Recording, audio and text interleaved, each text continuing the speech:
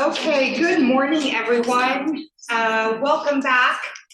Welcome to 2025, to our first meeting of 2025. It is great to be with you. Wonderful to see so many familiar faces, also some new faces today, which we are excited about. I want to focus on a couple of things before we get started. One is to express my gratitude for each of you who come to these meetings, who devote your time and efforts and energy to our shared goal of improving the child welfare system for all Texas families, for improving outcomes for anyone, all Texans engaged in the child welfare system. So thank you for your continued partnership, for showing up in this new year, again, to work on our shared mission. We couldn't do it without you, and we have a great program today. Before I go on to that, though, I want to also extend our thanks to Jamie and all of the staff at the Children's Commission, who have done a wonderful job and just maintain their steadiness and continued dedication into this new year through some changes that we are undergoing at the court. And in government generally. So thank you for your steady hands and your continued dedication. I hope each of you will take the opportunity of being in the same room with folks to find someone new to connect with, some ideas to share, some good news to share. That is one of the really important purposes of bringing folks together into the same room. So please connect, please network, meet new folks, share ideas. But as you do that, we of course have a program we're putting on today and scheduled discussions. And so what are we doing today? We have a special presentation about which I'm really excited. And that will be first or early in the meeting at 10 or 10:15, and you'll have to wait just a few more minutes to meet the folks I'm excited to introduce to you. Then we are going to have some staff updates. We are going to have some updates from OCA and DFPS. Throughout all of these presentations and updates, we welcome your questions, we welcome your input. We rely on you to steer the conversation and discussion and thought in ways that you all, as experts with boots on the ground, know best what issues we need to be thinking about and taking hard looks at. We'll leave some time at the end for some announcements and any new business. Housekeeping matters as we go along. This is familiar to everyone here. We're going to have a lunch break at noon, but no scheduled break. So if you need a personal break, feel free to take it. The meeting's being recorded, and so the shuffling of papers, which I'm doing right now, gets picked up on the mic. So if you could, if you have to whisper to your neighbor, whisper really quietly, or the entire internet can hear it. Match forms are required by the Court Improvement Program grant, so those are at your seats. Please fill those out. Allowable travel expenses, again, the forms are in front of you, or if they're not, or if you need an additional one, you can get those on the Children's Commission website. And collaborative council members, we have asked already that you submit cards if you want to make an announcement. If you haven't done that, there's still time. Please do that during the meeting and give it to a staff member so that you can have some time allocated to you at the end of the meeting.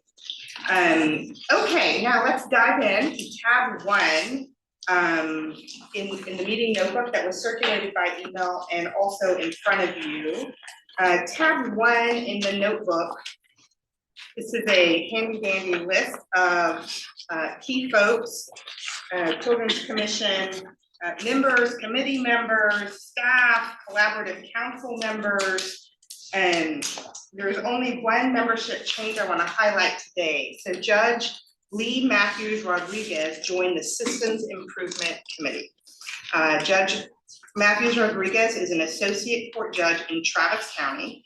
She has extensive experience in family and child welfare law, both as a judge and as a practicing lawyer. So we welcome her insights, and we thank her for coming onto the committee to work on systemic improvement.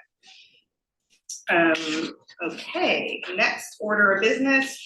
Tab 2 are the meeting minutes from our November 15th meeting.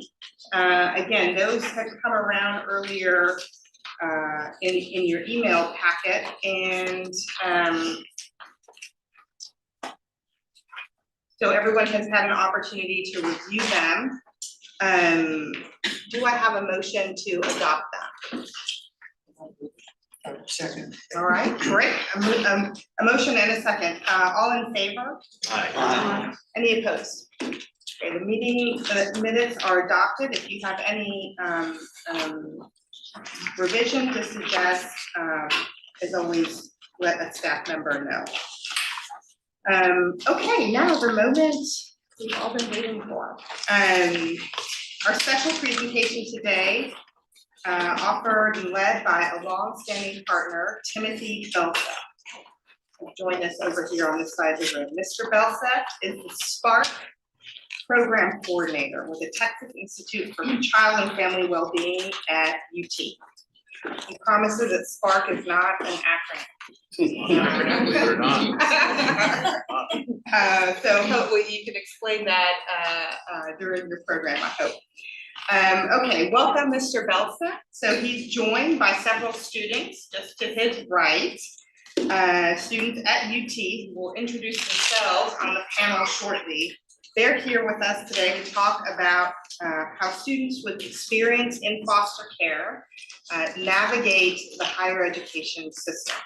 Okay, and as a corollary to that, the importance of building connections with peers, faculty, staff, everyone in their orbit.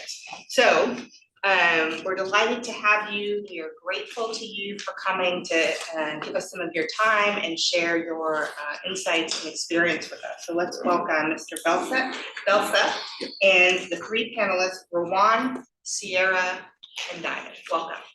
Thank you. Thank you for having us here. Appreciate it. It's I've been a member here and attended these meetings for many years, and I've worked on the training committee for many years. I'm Timothy Belseth. I go by Tim. I work at the University of Texas, and I work in the SPARK program. I transitioned into this program coming from a research role to more of a programmatic role to really build up what we're doing for students that have experienced foster care while they're going to a university setting. I'm very passionate about this population. I'm very passionate about seeing them succeed.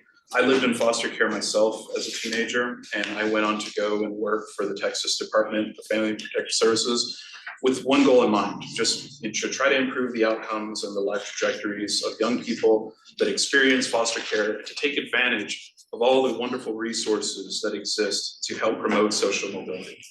I think when you look at what we offer for people who are in foster care, we offer all the conventional methods of upward social mobility. We offer higher education through the tuition and fee waiver. We offer financial incentives to pay for school through things like the education training voucher. We offer healthcare till the age 26 to help cover some of those costs if you get sick, right? We even offer things that people don't know about. There's employment preference for people who are in foster care from state agencies. A lot of people don't even know about that. We offer a lot of things for people in foster care. But despite all the things that we offer, we often see that this population struggles to achieve what we want for them, right? Texas has made an enormous investment in this population through removal, through foster care services and maintaining them until they turn 18 and then go on their own. And I argue that what we need is not to drop the ball right at 18, to keep our investment strong and to ensure that the return we get on our investment results in people that are graduating or getting some type of vocational certification, some type of degree, climbing the social ladder, becoming taxpayers, and ensuring that our involvement in their lives is for the better. So I just wanted to talk about why I do what I do and why our program exists. Our program exists to help ensure that all of these things will happen. And I stepped into this program. I was asked by our director to step in and to lead this program. because I understand what it takes to go through these things, to navigate these things. So earlier I mentioned about all these resources that exist, and I know many of you all in here are familiar with them, but accessing them is a very different story. And I think what's very important is that for people in this room to understand, not from somebody who's like I am, I'm 34 years old, right? I aged out in 2008. Some things have changed for sure, but also some things haven't. And I think hearing from people that are currently in college, currently exploring some of these resources, and hearing their experiences as a college student is really important to help shape the work that you do, but also to shape your perspective on what we're doing. It's one thing to say, oh yeah, you got a golden ticket, you're gonna be great after. It's another to understand what it really takes to access it. So I don't want to talk a lot because I have some brilliant students here that I've been working with over the past year. And I really want y'all to hear from them. So let's go ahead and start just with some introductions, and we can, whoever else feels like going first, we could do that, and go down the line. But if y'all can just share a little bit about your name, your major, student classification, and really what the motivations for you were that led you to enroll in college, and if somebody helped you or encouraged you, who that person was. Hello everyone, my name is Diamond and my major is Economics and Business Spanish, and I'm a sophomore right now. And some motivations that led me to enroll in college was actually my sister. She attended UT before me, about two years ahead or a year ahead of me. And so that's how I figured out about the tuition and fee waiver, and from also other resources like your caseworker, your PAL worker. And I decided I wanted to experience college with her, and with the tuition and fee waiver, I mean, nothing was stopping me. So that was my motivation, was my sister. Thank you, Diamond. My name is Sierra. I'm a psychology and health and society double major. I am graduating this semester. Yes. So as far as motivations that led me to enroll in college, my parents didn't go to college. No one in my family had gone to college. And I kind of saw what the lack of higher education kind of contributed to my situation. And so it really motivated me as having, as wanting to do more, and wanting to change my circumstances. And as far as encouragement, my brothers, I have 3 brothers, so they mean a lot to me, and I just want to make a better life for myself, better life for them. And that's pretty much it. Yeah, I'm Rowan. My major is government, and then I just have a couple minors on the side.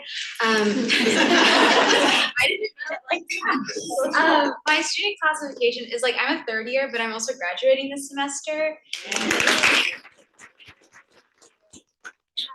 And my motivation to enroll in college was kind of the same that was said, was to change kind of my familial path, and just work towards something better. And like also I have this goal of like running it for office, or like being a lawyer, or some type of advocacy.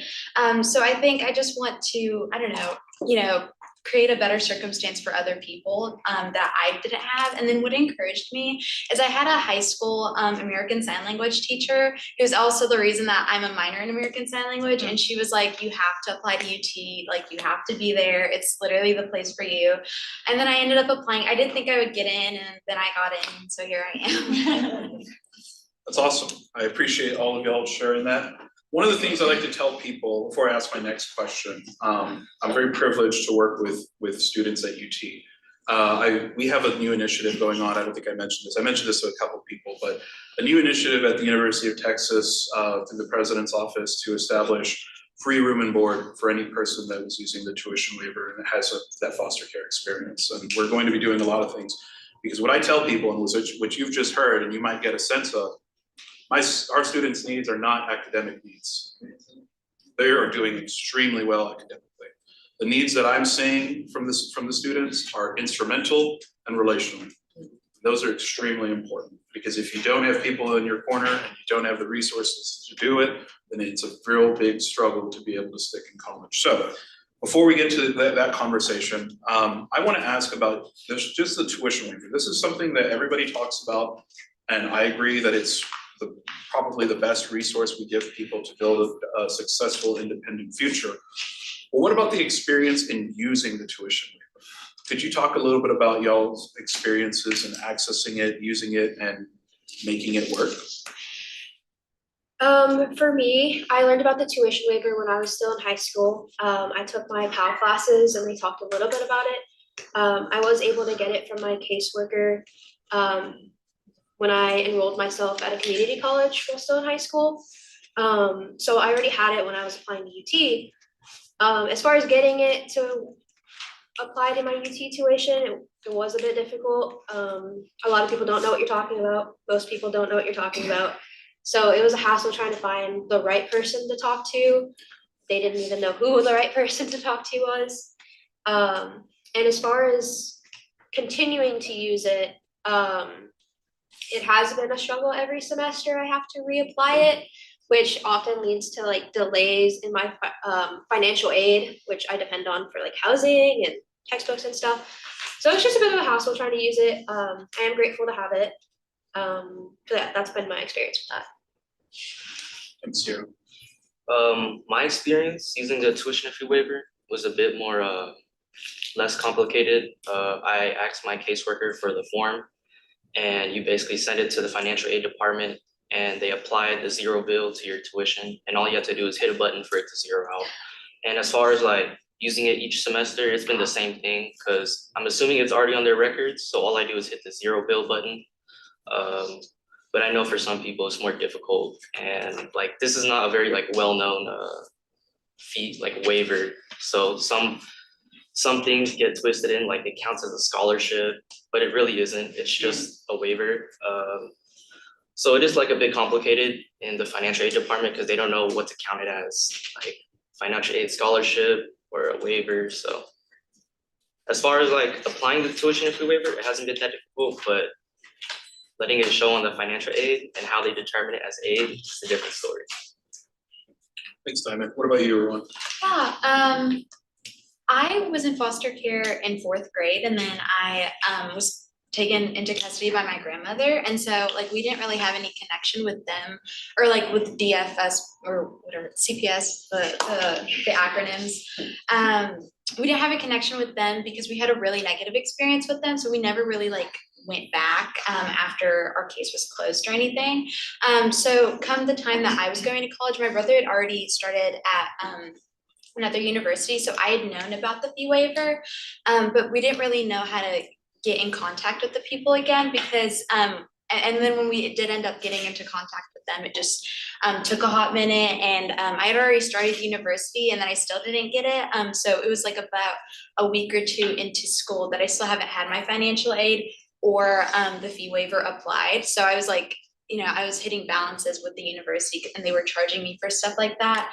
And then finally I was able to get it super late into the game, I think later than everybody else because we just didn't know who to connect with. And then when we did get it, it was really difficult to go to the financial aid office because they don't know what you're talking about. They're just like, free college, what are you getting a fee waiver for? So we had to go back and forth to them. And so when we finally figured out which office it was literally right across the hall from the financial aid office. And so that was really frustrating because like it was real every single time that we've gone back and forth, it was literally right there and we just didn't know how to get in contact with those specific people. But I mean, it worked out and I'm here, so we're good. And graduating, so yes. You know, this is something that, before I ask the next question, I want to make a point to the people in this room that every person is having a different experience when it comes to accessing and utilizing and applying their waiver. Some people have it, like Diamond, have it really pretty straightforward and easy. Other people like Sierra and Rowan have it a little bit more difficult. And I know that there exists foster care liaisons, the one for UT. But just because you have a foster care liaison on campus doesn't mean that it's all solved, right? Identifying students is actually a big challenge. So figuring out who is it, right? We know that the Texas Higher Education Coordinating Board and the Department of Family Protective Services, well, they can tell you this is how many waivers are being used at these institutions. But in terms of generating lists of names and reaching out and getting those people in and then navigating through, that's a totally different story. And so the reason I wanted to paint this picture is so people understand that it's not really just you get this free college and then you're good to go. There's just accessing it and applying it and knowing where to go is a real challenge. There's also challenges that exist with accessing other resources. So Texas affords many benefits that I talked about earlier to people that were in foster care to help support them during their higher education journey. I'm curious for my panelists, what have been your experiences in accessing some of these other things, such as like Medicaid, the education training voucher, extended foster care, any of those types of things? I'm curious what your thoughts are with that. The only thing that I ever got was the college fee waiver, and then my Medicaid was like completely turned off once I turned 18. And we'd reached out to them as well about it, and they said that I wasn't eligible for it anymore. And so that's the only thing I'm receiving, like as far as like foster care benefits. But I don't know if anybody has. Some foster care benefits. I do use Medicaid till you're 26, and I still go like to random urgent cares or my primary doctor. It works out pretty much everywhere, or CVS. So I still use that, and the dental insurance too as well, but it expires at 21. And the education and training voucher, it was a bit difficult to get it started. I didn't get my full funds until the second semester of my first year, just because there was a discrepancy between like how much aid I was receiving and whether or not it's going to be a direct deposit or check, because the ETV coordinator thought there was a balance on my what I owe for UT portal, but there actually wasn't. So that's why there was such a big delay in the processing of the funds. And I applied for it this year, but unfortunately I didn't get it. They said I had too much financial aid, which I don't think that's like possible, but Well, do you want to tell the audience why that they say you have too much financial aid? I think they say I have too much financial aid because it almost exceeds my cost of attendance minus the tuition. But honestly, I don't think, for our situation, I don't think it should matter. But there can always be an appeal, which I do plan on doing.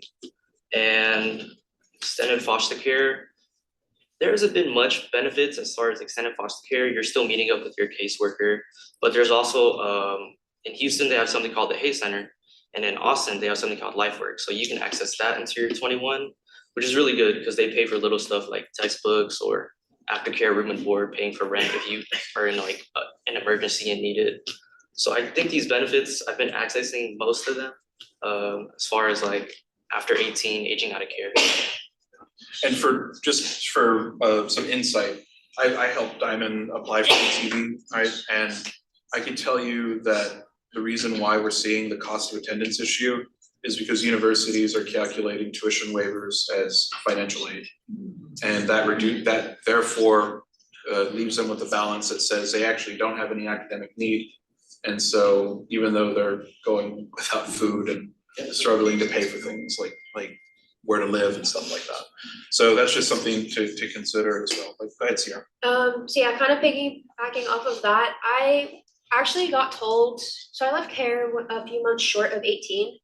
And I actually got told that I wasn't eligible for the ETV. So I kind of took that at face value and never applied. It wasn't until I got connected with Tim, I was already a junior in college, so I kind of gone like 3 years without any assistance really. That he was basically like, well, let's just apply anyway. Sometimes they just say that. And I actually got it pretty easily the first time. We thought we'd have to reapply. That wasn't the case. Similar to Diamond, the fee waiver does show up as like money I'm getting, even though that's not really the case. And so this school year was a bit difficult getting the ETV.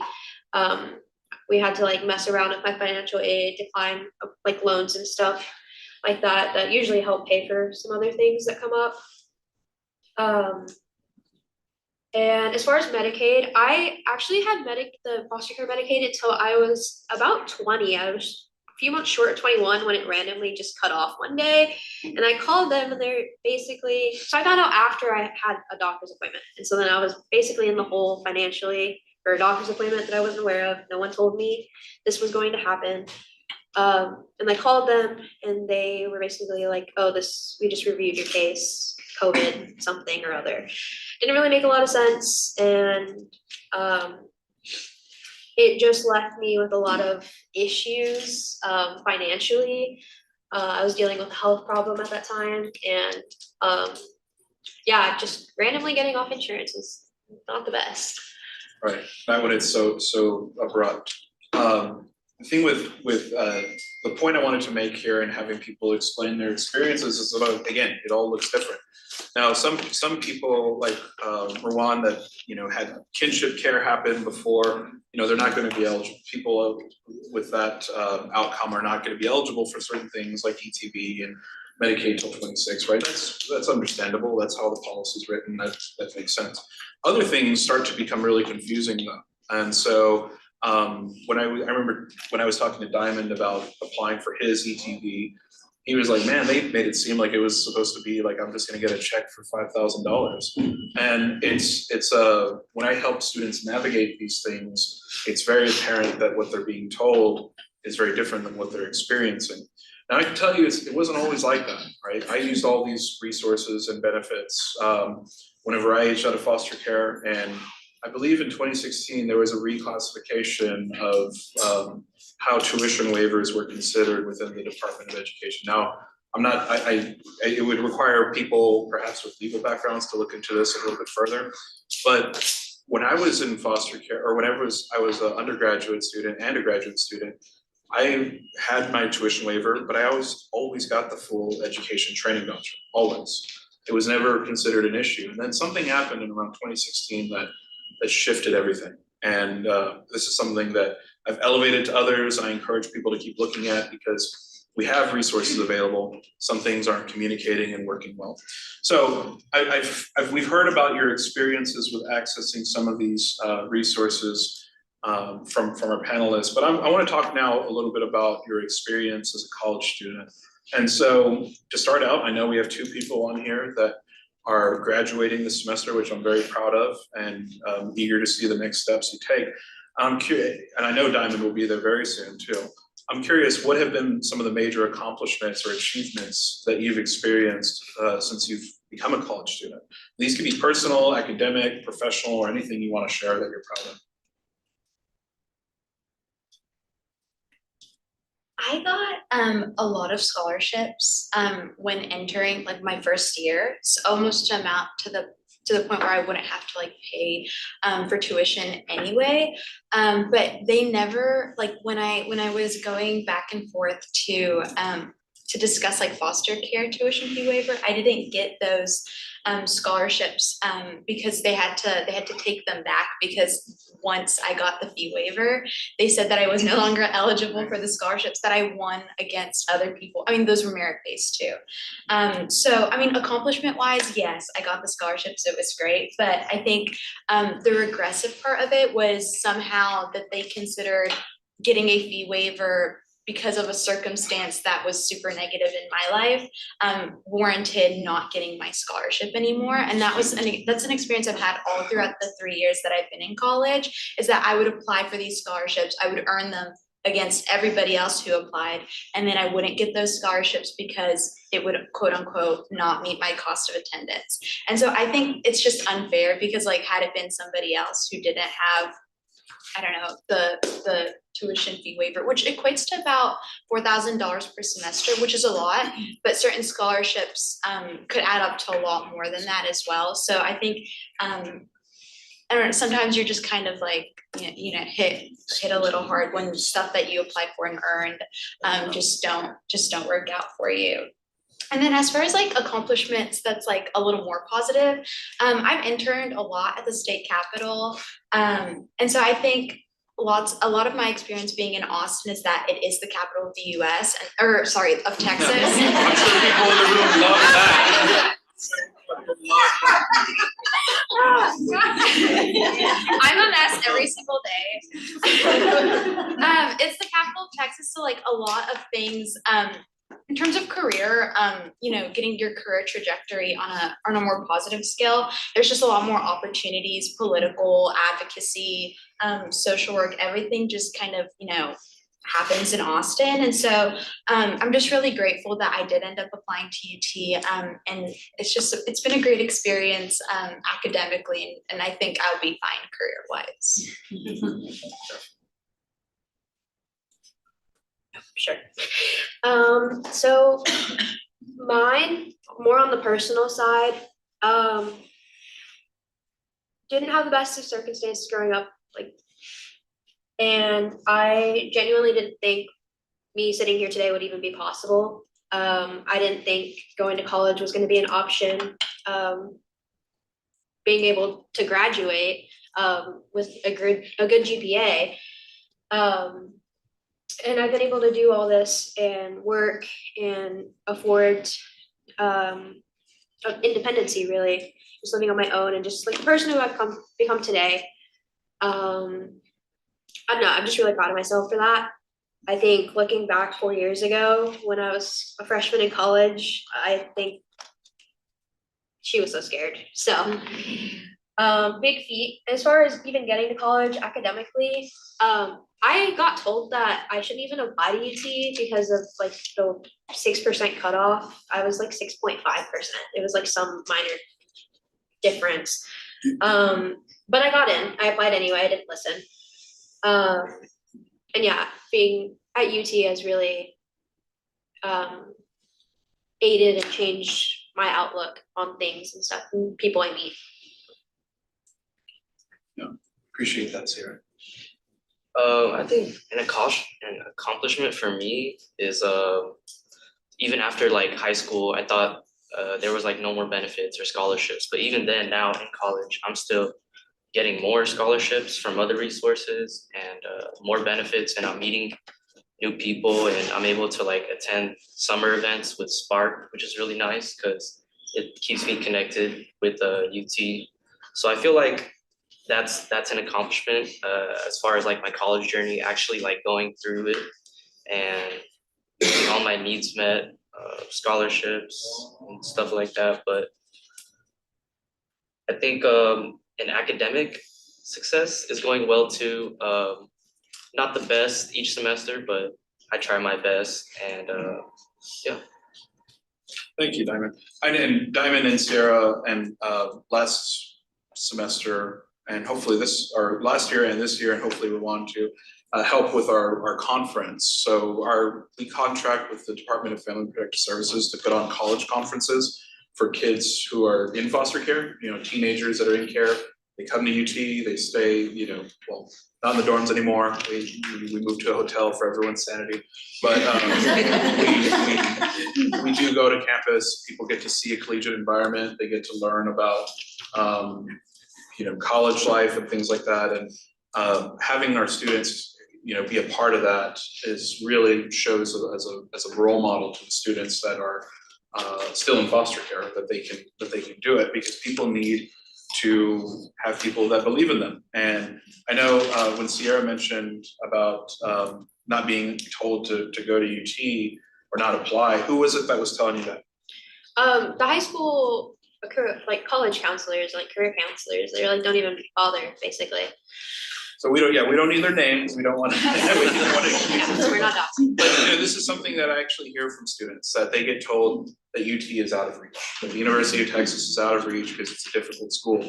There's 18 people in our program, right? And there's even more people that I don't know exist there, because I see from the Higher Education Coordinating Board that there's people that I haven't found yet. I'm trying to find them. I'm trying to bring them into our program. But they're definitely going there, and they deserve to be there. And they can get there. They need people that believe in them. And whenever we do our college conferences, and I, have they're 3-day conferences. So these young people that are there, they say, I never thought I could go to college, but now I'm thinking I can do it. I'm gonna try to transfer in. I'm gonna go to ACC, and it's like, yes, it's exactly what you should do, because you deserve to be here. So we've heard about some of the accomplishments. We've heard about your accessing of the resources and how your experience has been there, but I'm just curious about some of the challenges that you face as college students. So what have some of those challenges looked like? How have you been able to overcome or manage the challenges? And was there anything or any person that was helpful in how you managed those? So back to kind of what I was saying, there was just a lack of support overall as far as applying to college, even getting here. Not a lot of people in my corner, not a lot of people around me were even in the mindset of like education is worth this hassle. So that was really challenging as far as like being in college, like not having that support to fall back on. I didn't find Tim until I think last year. So again, like junior college, I was kind of on a little bit on my own like those first 2 years. It was really scary, really daunting. I totally understand why people drop out. And having that group has been able to, it means a lot. Just having someone who also has lived experience, being able to talk to them, seeing how successful he is really motivational. The other thing is back to that insurance thing, not having the Medicaid randomly cut off. I actually had a big health concern, and it left me unable to work. And I depended on working for paying my rent. And so suddenly I wasn't able to pay rent. I wasn't able to pay my car, wasn't able to pay anything. And it was really scary. I didn't know what to do. I've never been in this situation before. I didn't know the contact. Or I knew how to contact Tim. But thankfully we were able to sort it out, get the help I needed from different resources. And that basically helped me get back on my feet, which I'm really thankful for. Yeah, and some of that, what that looks like really is just about navigating resources. So I know that, and Sierra isn't the only person that this has happened to. So some people get sick, some people have an issue come up, they can't work for, they get paid on a bi-weekly basis. You miss 5 days of work, your check's gonna be real small. And keep in mind, and I know y'all know this, but these students they often don't have parents and family to go back to ask to cover a bill, right? Or to make up for those types of things. And so with Sierra, in the circumstance that she had, we were able to find a community partner to work with to pay for the medical bills and to provide some, grocery gift cards and things like that in the meantime to help offset the hardship that she was experiencing. And that's what I tell people is that it's not going to take, millions and millions of dollars at each campus to help do this. It's going to take strategical small amounts of money to just make sure that minor inconveniences don't become full-blown crises that affect the trajectory of that person's life, right? We want people like Sierra to stay in school because why? Well, she's graduating, she's going to go on to med school, she's going to become a doctor, all those types of things, right? So thanks for sharing that, Sierra. What about you, Diamond or Rowan? What about some of the challenges you faced? Going back to what I was saying, the challenge I faced was ETV and trying to actually get the fund. So I think the foster care liaisons here at UT, Timothy, Shannon Butler, I think she's a great one, and with another program, Horns Helping Horns, her name is Jessica. They've all been like a great community of support in anything you need as far as like graduation, reimbursement for medical fees at UT, help with the ETV, or any other like third-party resources here in Austin too. But I think since I've reached out to them, most of my challenges have been like faced. And can I add, just for context of why things for Diamond may have been a little bit different, is Diamond and I met before he was this college student here. You remember, where did we meet, Diamond? So the day I moved in, we met at a Starbucks and he gave me a whole bunch of stuff for my dorm room, which was really helpful and nice. Yeah, and so we met at a Starbucks, like it was on 290, I think. On 290. Yeah, we were just texting, and it's a lot of trust, I was texting him and I'm like, hey, I was in foster care, Diamond, you want to meet with me? And it's like, people have to understand that it's a little awkward to try to reach out to people, right? And obviously, with my student group being as robust as they are and things, doing something right. But really, what it comes down to is being authentic and being transparent. And that's how I always reach out to people. It's like, let them know I was in foster care. I understand all the things that you have access to. Let me help you access them. And if sometimes people are like, okay, that's cool, I want the help, but I don't wanna go hang out and like eat food and get gift cards and stuff like that. Okay, if that's her choice, but with Diamond, we met before he was a college student. I met Sierra when she was a junior, right? And so my goal and something to keep in mind is that when you can get to people early on, you can help stave off some of the hardships that people are encountering, right? Because if they have a partnership or connection with you from the start, I think their college experience is gonna look different.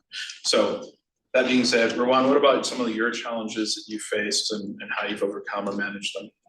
Yeah, so my foster care situation is a bit different in that, I mean, I was taken into care because my mother was no longer able to care for my brother and I, but my grandma stooped in and she was like, we'll take them, and so did my aunt. But we were always low income, and so I mean, the foster care agency didn't allow them to take us right then and there. We were in foster care for a few months, and then my grandma had to hire a bunch of lawyers and essentially sell everything that she had. And she was already low income. She was selling jewelry, she was selling clothes and just garage sales. And that just kind of led to our entire experience throughout my childhood, is that we always just stayed low income. And I don't know if that was like the catalyst and that was the thing that helped us stay low income, but I think it was a big part of it that she was already there willing to take us and just a good guardian, had no background issues, but the system still kind of screwed us over in the sense that they wanted to take us rather than finding a solution. And so I think that kind of led to our experience staying where we were, and not kind of advancing like economically and in other senses as well. And so once I got to university, of course, my grandma is now old. She has lots of health issues. She ended up moving with me, and we live in an apartment way off campus, and I take care of her full time, in addition to doing school and doing all of that. So I commute to campus every single day. And so I think my experience is that I just didn't have any support. Like I was on campus for class, and then I went to work when I could work, and then I went home to take care of my grandma when I could do that. And so I didn't have a lot of friends my first few years, and then I also didn't have a lot of support financially and just like, just support in general. And so I met Tim literally last semester, and that ended up morphing my experience this last year. And so this has been the best year, but also me graduating in 3 years was because we couldn't afford to stay a whole other year. And so, I mean, everything's worked out, but not without, clawing my way there. No. And that's also, and I appreciate you sharing that, Ron. That's also something that a lot of students experience. And I know in terms of having to care for family members, I have some students that care for siblings, right? And then your siblings are living with them in a 1-bedroom apartment. I have some that are dealing with really hard relationships with family members, and navigating those conversations is tough. I can tell you, it's really tough to have those conversations and help people just understand, and I've had those experiences too. So, and I tell people when I talk to students is my experience is gonna be different from yours, but here's what I learned, and you're gonna learn one way or another. And so just being there to be a sounding board for people can be really powerful. So I want to ask a couple more questions before we go into audience questions here. From your perspective, for my panelists, what resources do other students who are in foster care need to succeed on college campuses? I would say that they need knowledge more than anything. Is that we've seen like the common theme here is like, oh, I didn't know this existed, or I knew this existed, but certain people didn't know it existed. And so that led to my experience being negative because they were like, what's going on? And everybody's just confused. And so I think it needs to be like a casual known fact about certain experiences or certain like they need to know, the university should know clearly about the tuition fee waiver, or students who were in foster care should know that that's available to them because a lot of them have been going to universities without cashing that in. And so just knowledge about those things that have existed for them and their benefit, I think is the best thing. Yeah, I think the same thing, just knowledge of these benefits, like they should know about these benefits, whether it's coming from a caseworker, a PAL worker, the liaison. So I guess accessing these benefits, making it easily like accessible for these students coming into college, just so it makes their journey a bit lighter. And so they can navigate through college, and so they can study on like focus only on their studies and not about worrying about rent or financial needs. So I think just those accessibility of those benefits and resources. Kind of going off what Tim said, I think support is really pivotal. I don't think a lot of our needs are really academic, as he said. We all want to be there. No one's there because someone's forcing them to be. And I think giving students that emotional support and also like relational support, and just having someone who you can turn to is really important. Going back to like the situation I talked about with rent, that could have been a totally different story if I didn't know that I had Tim to fall back on, to talk through with it. And I think that's just really an important resource, and it's definitely undervalued a lot of the time. Just having someone who can listen and offer advice. Our prefrontal cortexes are still developing. We don't know a lot, and we're still teenagers who have random issues with people or things, daily inconveniences. And that's important too to talk about. And I think a lot of people forget that when we talk about foster care and stuff, we often forget they're still kids, they're still teenagers, they still have all those problems that you're dealing with as a teenager and then some. So I think having support in college and just in general is really important. Appreciate that, Sierra. So I want to ask one last question and then we'll take some audience questions. Can I just get a time check real quick? We've got 25 minutes. Oh, okay, cool. Well, shoot, I had to restrain myself.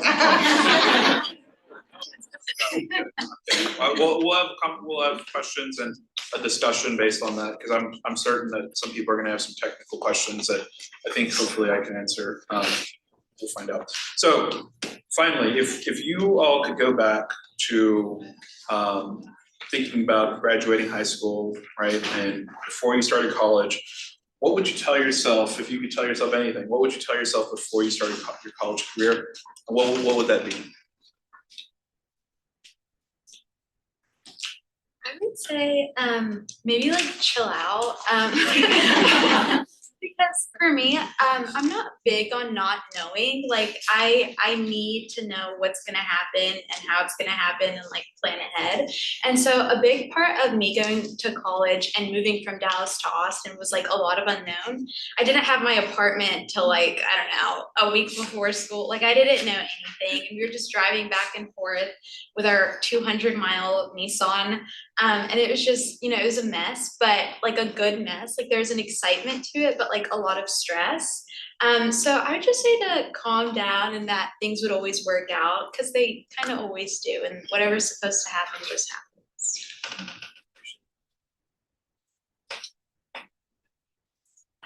I would probably tell myself to like keep doing what you're doing, like reaching out to people and looking for other helpful resources, because I think it's benefited me a lot so far, and I don't think I could have like been where I am right now because of it, because they've helped me pay rent, they've helped me with scholarships for random stuff. I was able to buy my own car for me and my sister through that too. So I would say like chill out too, because there's a lot of stuff going on in your mind going from high school to college. And so I think in the end, it'll all work out as long as you try your best and know that there's people advocating for you and are willing to help. Kind of going off that, knowing how to ask for help and when to ask for help is a skill. It's really important. It takes a lot of humility to go to someone and tell them that you need help. It's very vulnerable. So I think telling myself 4 years ago, like, that's okay. It's okay to need help. It's okay to fall down sometimes. And that there's a lot of paths to get to where I want to go. Tim mentioned, I do want to be a doctor, my journey to that is not gonna look the same as someone next to me. And that's okay. There's no shame in that. And I think there's also a lot of value in it, so.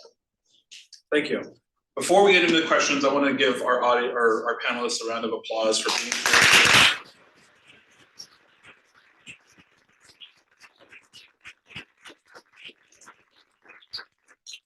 So, let's take some questions from the audience. I'm sure some people have some things they'd like to ask, things they'd like to talk about.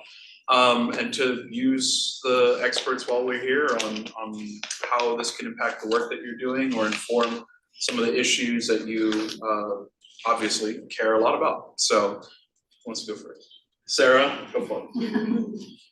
Hi, I'm Sarah Crockett. I'm the Director of Public Policy for Texas CASA. And the three of you are the reason that I continue to do this incredibly hard work. And I just am so inspired and fired up from everything that you shared today. And I want to just also acknowledge Tim.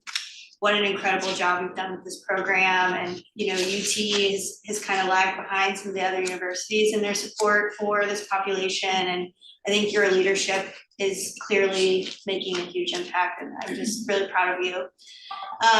So Texas CASA is working on some legislation this session to try to reduce some of the barriers for accessing the tuition and fee waiver, including doing some education of school counselors in 7th through 12th, or there's one that's 9th through 12th grade.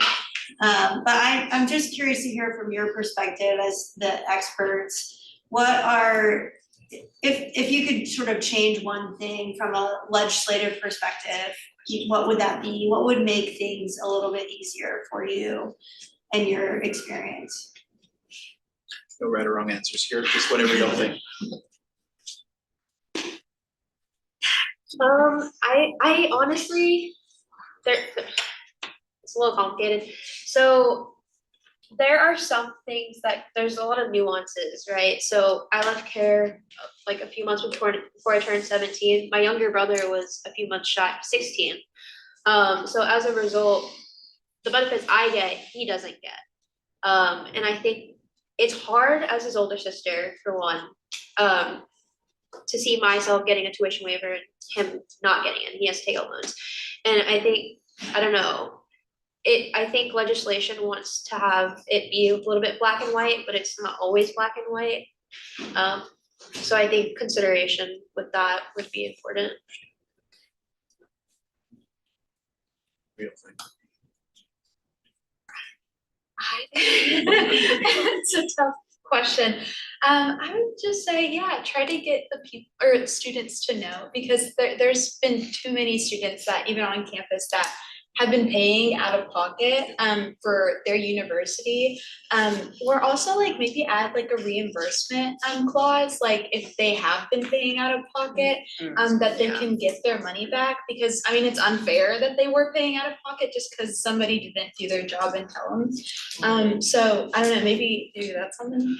Yeah, that's a great idea. Thank you. I just speak. Diamond, do you have any thoughts? Maybe legislative could work on the like eligibility of foster care students receiving benefits and not limiting it to them. Cause honestly, I think we all really need it. So I think that's one thing I hope they could change possibly in the future. Sarah, can I answer your question? Yeah. So I think just something practically, I think that education around the tuition and fee waiver for the population of teenagers that we're trying to prepare to go to college, it doesn't do any good being abstract. I think kids need to go to college campuses, they need to go to the college tours, and they need to see what it's like, and they need to see where they would take their tuition over. And if there's a way to get flexible foster parent training hours, if they take their kids to a college or university or something like that to help promote this is really necessary, because it's all abstract. You're gonna get this tuition fee waiver, you don't know what it looks like, you get it, you've never been on a college campus, it's hard to conceptualize all that at that age, I think. Appreciate the question. Other questions? Oh, go ahead. Yeah, we'll go to you and then. Hi, I'm Judge Rosie Alvarado, and I'm the 38th District Court in Bear County. I run a program down there that is geared towards providing stability and support for teens aging out of foster care. So I'm really resonating with what you all are doing. First and foremost, you are inspiring, and congratulations to you all for your successes and accomplishments. Just listening to each of you, I can tell that you're gonna go very far in your goals and in your paths. And then to you, thank you. I'm grateful for you and doing what you're doing. So I appreciate that because this is a group of children that we definitely need to support and come around. I have some questions. I actually have 3 questions. First one's gonna be to the panel, and that is, how can the courts better serve you as you transition into going into future education? So if you can reflect back on your history with courts, how do you believe that the courts could have better served you, or were there areas that you also saw the courts that really helped you? So for my experience with foster care was a bit different. I started out in Bear County. There were a lot of CPS cases that were open and shut, I think probably like 13 total. It wasn't until I moved to a different county where they actually put me into foster care. And I think that might have just been a symptom of it being overloaded in San Antonio, which is really unfortunate. I know that happens to a lot of people, unfortunately. So my experience with the judge in Comal County, they were great. They listened to what I had to say. I was speaking for myself and 2 younger siblings, one of which has Down syndrome, who they can't advocate for themselves. So they took the time to allow me to speak in court about what I wanted or what we wanted, and just yeah, that's pretty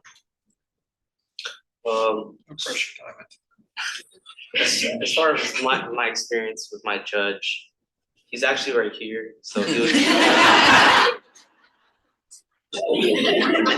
So, I'm not gonna say anything negative, but I think he's been a great judge so far. I didn't attend all the court meetings. I attended some, and even now that I'm under SIL, which is extended foster care or something. No, it's different than that, but it's SIL until you're 21. So he's basically still over me until that age. But I think he's been really helpful as far as like checking up on me mentally. You know, like what things do you need, whether it's like resources or mental health resources, and yeah, and it's really great to meet them too, because at the end of my high school year when I graduated, there was like this party that they threw at the courthouse in Houston. So, and you got to meet other graduates and you got to meet your judge in person. So I think just like being a little bit involved in your case too is really nice to get connected with the judge who's over your case. I don't know who my judge was or what their experience was, but I think if I had gone to one of the court hearings, which I didn't know was an option, I think it would have been a lot better in our circumstance, in the sense that like, I feel like it was dragged out for us.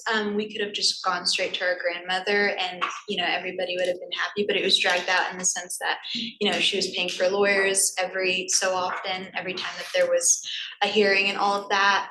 So maybe like one time or twice, force the student, or not force, but like incentivize the children to go to their own hearing and have their judge look them in the eye when they make a decision. Because I think that, I don't know about you, but like if I'm looking somebody in the eye who I'm about to change their life, I think that might, sit with me a little longer than if I just did it on a name that was on paper. And so maybe that, and then the other thing is when you get your tuition fee waiver, which is something that I've always known about, I think there should be like a whole list of like easy resources to access and how to access them and if you're eligible. Because like we all said, like there's so many things that we don't know about. And so like, I don't know, if somebody typed it on a doc and just said, this is what you're eligible for and this is what you could get, I think that would benefit a lot of people. And on that point, that was gonna be my next question, was does Spark have an online presence with that information that's available? So yes, we do have a website, and websites, as y'all might know, are never really finished, right? You're always gonna be updating it, I hear people laughing, because I serve on different boards and I have fellow board members that are like, when's it gonna be finished? And it's like, I just tell them it's not ever really gonna be done, like you gotta always update it and modernize it. So we do have a website for Spark. That's not how people come to us. And the reason why is I think it's really important to have information that people can access. But really what it comes down to is this is a human-centered field that must have a human-centered focus. And when people connect relationally, you can better understand what their needs are and adjust accordingly. Versus, handing somebody a packet of paper that is like, here's all the things to access. It's a different way of doing it.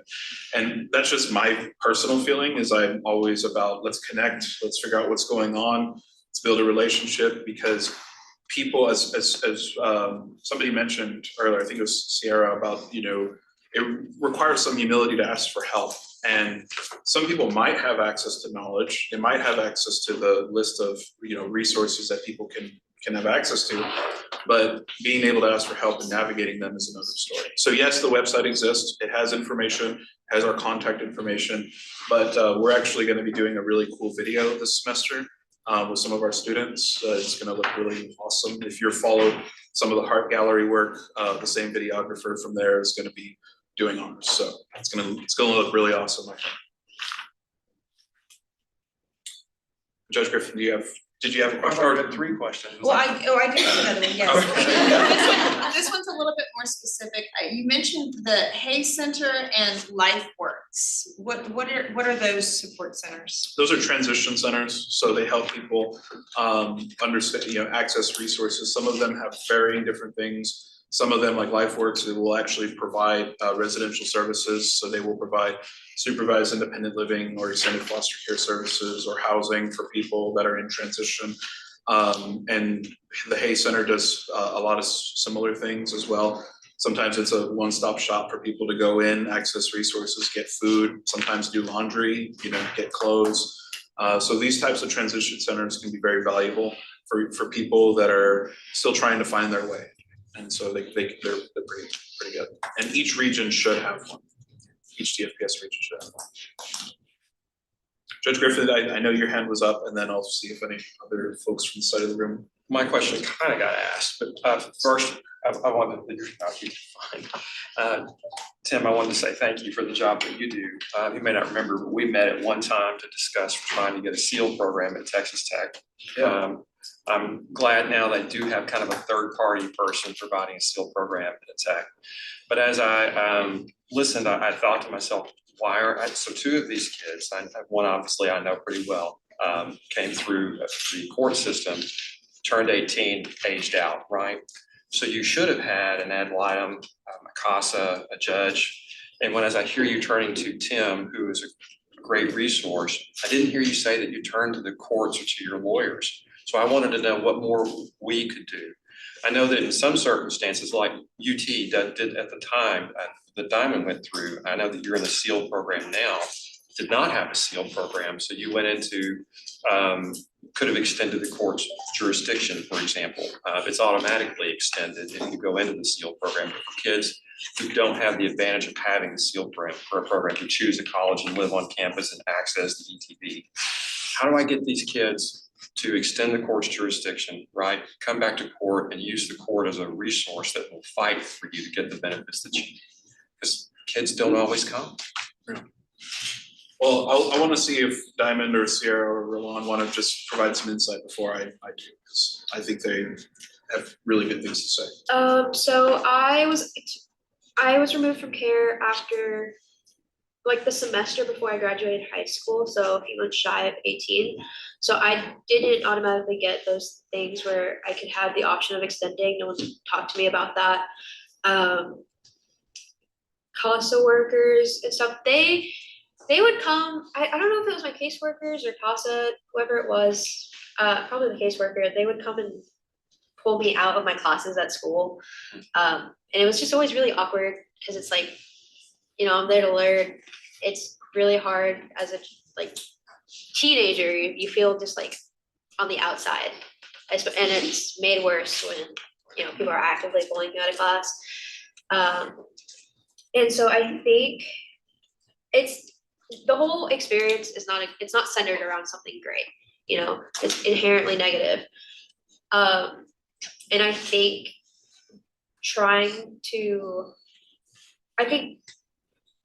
being honest is a big thing that people like myself and like that grew up in care pick up on. They know when someone wants to be there and when someone doesn't want to be there.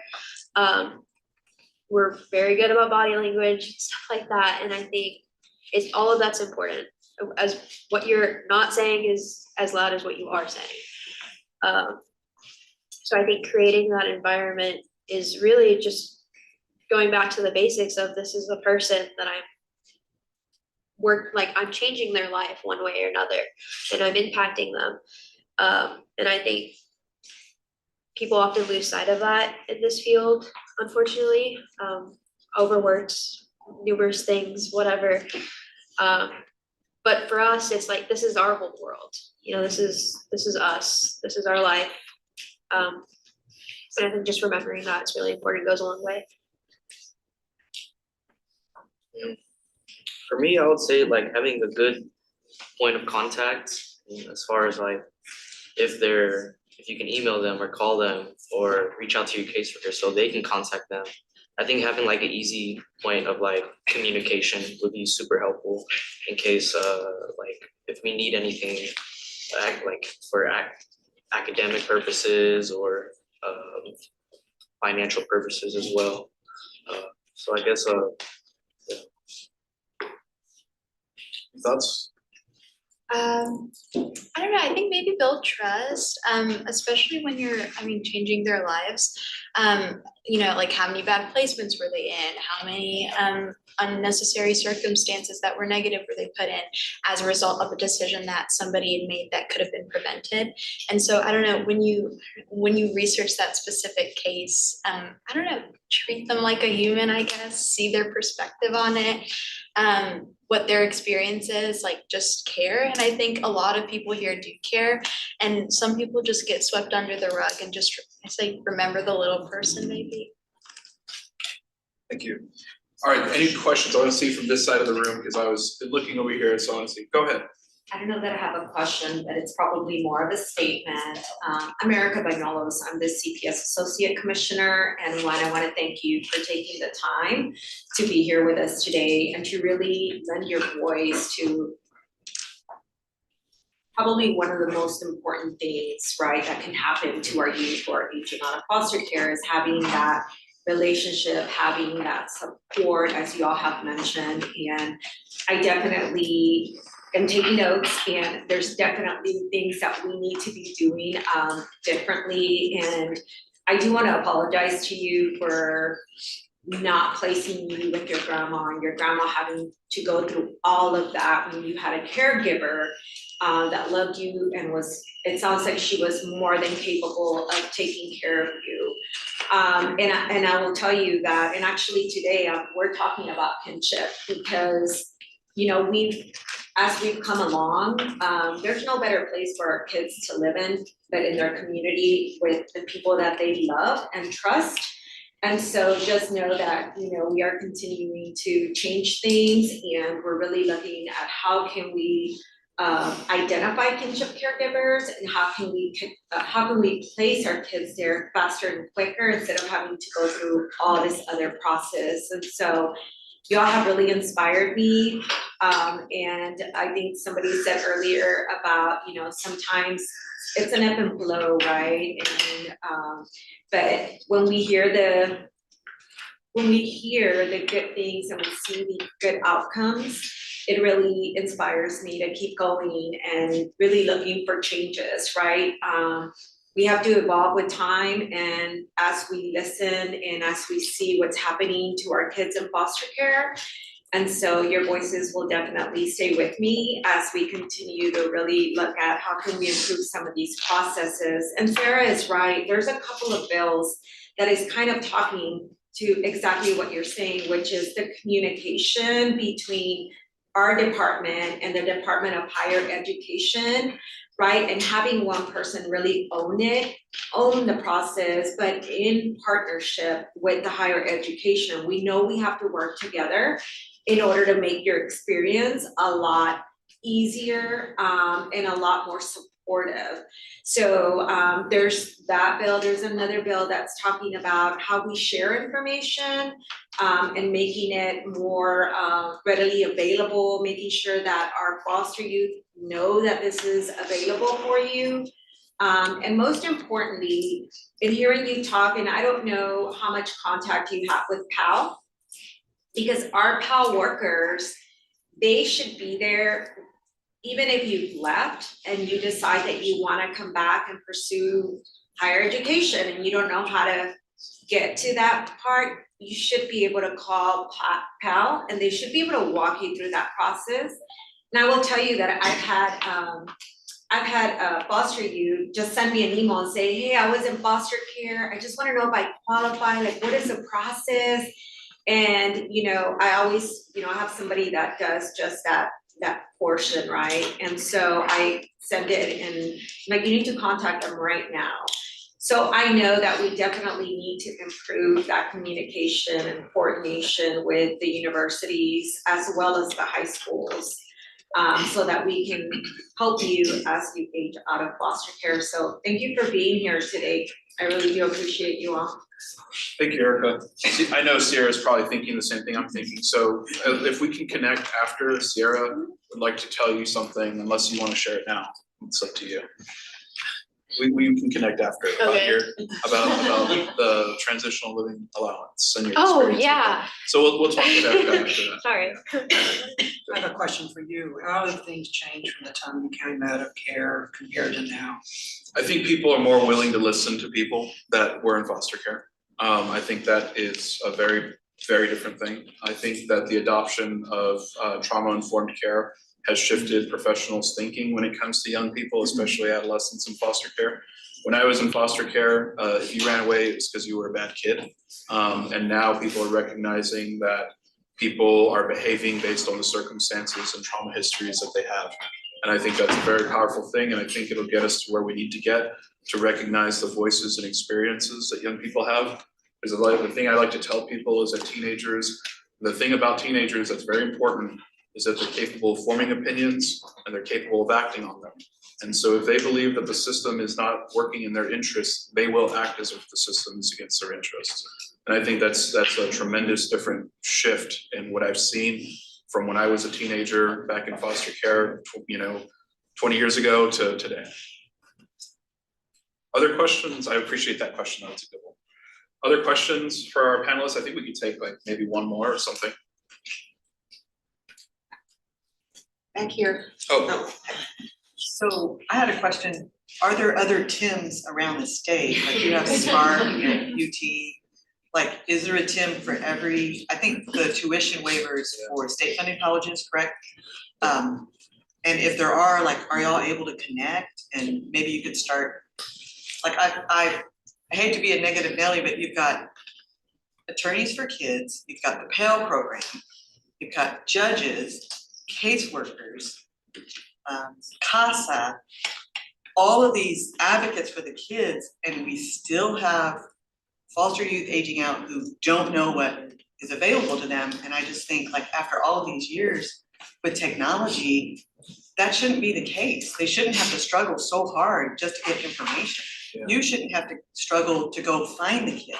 Yeah. If there is a tuition waiver with technology, can't we trigger a list for the TIMs of the world so he can reach out? Now, not everyone wants to engage, like you said, but you shouldn't have to struggle so hard. So I think the answer to the question is it depends. There are some universities. I recently joined the Education Reach Board along with a couple of folks here on the commission that are part of that board that's dedicated to higher education and trying to improve higher education outcomes for the foster care population. So, shaping policy, providing recommendations, things like that. So different universities have different things. I will say that based on what I've seen over the past, 10 years, it's getting a lot better. It's getting a lot better. And I know UTSA, they have, a tremendous program. They have 9 people working, on issues like this, right? I know Texas State has done a lot. I know that UT Austin has been lagging behind, but we're soon gonna be doing some of the best out there. Texas A&M, their entire system has supervised independent living. So I helped get those started back in the day. Texas Tech has supervised independent livings. In fact, if you go and look at the supervised independent living providers on DFPS's website, you're gonna notice that, wow, a lot of these are colleges and universities. And I think the path forward is getting built. I don't think it's gonna be an overnight thing. I do think there's a lot of power, and I would encourage universities that are invested in this, if they have high enough populations of people that were in foster care and want to make it successful. I actually do believe hiring somebody that was in foster care, that has that experience, that has been able to go through these things, is very powerful. And I think it can be very helpful to help people navigate things. So with that, I appreciate the question. I think we're gonna wind down. Does that sound good? Once again, can I just give the audience or the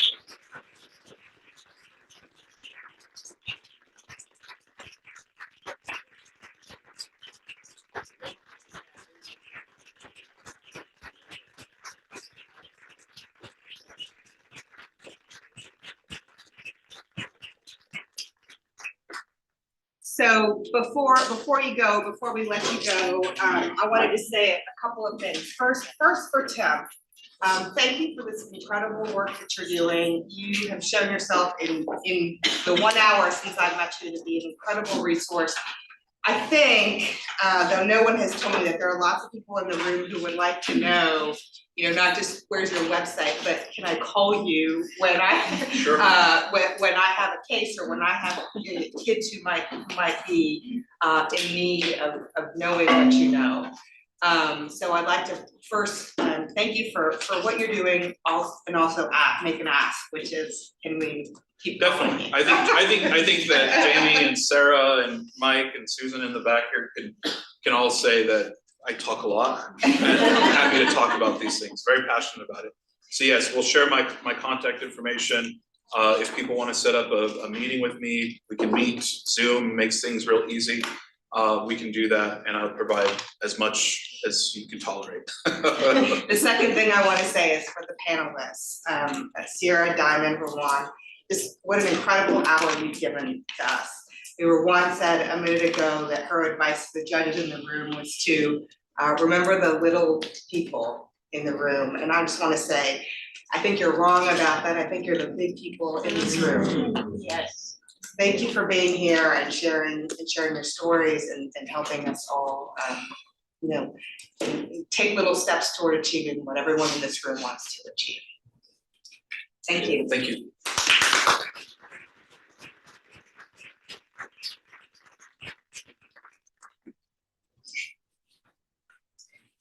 All right. It's a tough act to follow, Jamie. But we're gonna do it. We're gonna turn to tab 3 and move on to our next agenda item, which is gonna be led by the commission staff. And tab 3 tells us the details about a number of commission projects. Okay, so the focus of the commission update today is some of the highlights since our last meeting in November. Jamie, I'm going to turn it over to you now. Take it from there. Thank you, Justice Hedl, and such a pleasure as always to be here with you all today. Our team really looks forward to these meetings, puts a lot of work into preparing for them, and it's all with the aim of making the best use of our time together. So we will keep our staff update brief and just pull out a couple things from the report to highlight for you to be aware of. And I'll start with our first goal, which is collaboration. And you've heard before from Liz Cromwright, who's not here with us today, but I feel like she's on my speed dial. That I've been involved with the department and hundreds of people from across the state on the Child and Family Services Review Round 4 process. The Administration for Children and Families came to Austin in November and issued their final report for the CFSR Round 4 and had some findings about areas that we are not in substantial conformity with their milestones, which is always the case for every state, but there is always more work to be done, and we're all driven to continuously improve our systems. So they gave us a roadmap of the things that they think we need to work on, and then they gave us 90 days over Thanksgiving, Christmas, and New Year's to put together a program improvement plan. And I am pleased to report that the department gave me the opportunity to review it, and the first submission has been provided to the Administration for Children and Families earlier this week within the deadline. And I do want to caution you all that with other states, we're considered a year 2 state because they have to stagger all the states. The year 1 states have not all yet negotiated their program improvement plan. So there are states that are taking at least a year and maybe more to negotiate the PIP. But the first submission is in, and it was a lot of hard work. I know a lot of people at the agency worked on it. So that's an important milestone I just wanted you all to be aware of. I believe that until it's approved, it won't be posted publicly because there'll be some negotiation between the Children's Bureau and DFPS. But good to know that that ball is rolling. And with that, I will turn it over to Amy to start to talk about systems improvement. So I just want to highlight a couple of things. As you know, we were doing a Texas Family First Reasonable Efforts tour across the state. As we finished the Texas Family First regions, we focused on reasonable efforts. And in November and December, we actually started pairing with the Child Protection Law section. And we have had such a great turnout. In November, we went to El Paso. In December, we went to Midland. And we've really been able to bring these trainings, not only for reasonable efforts, but for a higher level child welfare to the regions. And it's really been a great positive response. Next week, we're actually going to Tyler, and we have our largest turnout yet at over 110 registrants, with people still emailing, can I be added, can I be added? So we're really excited about how much the regions are responding and show that there is a need for this local training. As far as the Texas Family First part, that kind of got dropped off. That is kind of coming back because Texas Family First, DFPS is expanding into Harris and Bexar County. And so the commission has been assisting holding virtual meetings with attorneys and judges to make sure that that pilot can be as successful as possible. So that also has started in Harris, and then Bexar County should be rolling out these next month. The next topic I'm going to talk about is the Foster Care and Education Summit. So in September, DFPS, TEA, and the commission joined forces, and we held a summit at Angelo State. It was a day-and-a-half training, and it covered issues such as school of origin, best interest determination, transportation, and we also were super lucky enough to have a panel of young adults who attended Angelo State who were also previously in foster care. And much like you heard today, that was the favorite panel of the day, and really shared insights and improvements of, again, this is how policy is, but does it really work, and what ways can be improved? And so we are starting to plan our next session because it's a really great way to go to the universities, to engage young adults, and then to bring in all the child welfare professionals to then get to hear, okay, how does this actually work? What can we do to improve it? And how can we start that early K-12 through the higher ed? And that's what I have on education. It's back to Jamie. I wanted to share a little bit about our work related to community-based care, and it's been really important to the commission that the legal system, the judiciary, and the attorneys are engaged in the process of the transition to community-based care. And in that end, we partnered with the Texas Alliance of Child and Family Services to do 2 convenings. The first was in Region 11 in Weslaco on December 6th, and we were lucky to have Judge McCraw join us. We had a judges panel that comprised of Judge McCraw herself, and then we had a panel of attorneys representing DFPS and the SSCCs, and then we had another panel for attorneys representing parents and children, and they kind of commented on their perspective from the different regions throughout the state. We tried to pick several catchment areas to represent the different experiences, underscoring the message that it's really important that the legal players are involved in this process, have a voice in this process, and become engaged when community-based care comes to them. And I think there was a good turnout in Region 11 on December 6th, and I think it really motivated them to get more engaged in the process moving forward. We also had a similar event in Waco on January 14th, and that was also partnered with the Texas Alliance of Child and Family Services. We got a really good turnout. Marcus was able to join us, and we had several judges there and lots of attorneys, DFPS staff, CASA, et cetera. And again, I think as they start to think about what community-based care will look like in Region 7, it was a good opportunity for the legal community to be together to begin that discussion, continue that discussion. I also want to mention, in case you're not aware, the public-private partnership and the CARP at DFPS no longer exists. There's now the Partners for Children and Families Committee, and I serve as a co-chair with Michael Redden from New Horizons. That group met on November 14th, and one of the many things that it looks at is community-based care. So I just want to make sure everybody's aware that there is a statewide advisory body through the department, and we meet again next Thursday. So you can watch that publicly, or you can come in person to Brown Heath, I believe. So I just wanted to mention those things. And with that, for legal practice and process, I'm going to turn it over to Brenda and Renee. Sure, I'll go ahead and get started. So the 89th legislative session is underway, and several bills touching upon the child welfare system have been filed. The Legislation and Policy Resource Committee, also known as the LPRC, is meeting regularly, and we are discussing the relevant bills. As you may recall, the LPRC made 7 recommendations that were presented by the Civil Justice Committee and were approved in September of 2024 by the Texas Judicial Council. To date, there has been no further action on those recommendations. The LPRC will continue to meet bi-weekly, and our next meeting is scheduled for Thursday, February 13th, 2025. Renee? Thank you, Brenda. So my update is going to be on our relationship with the Texas District and County Attorneys Association.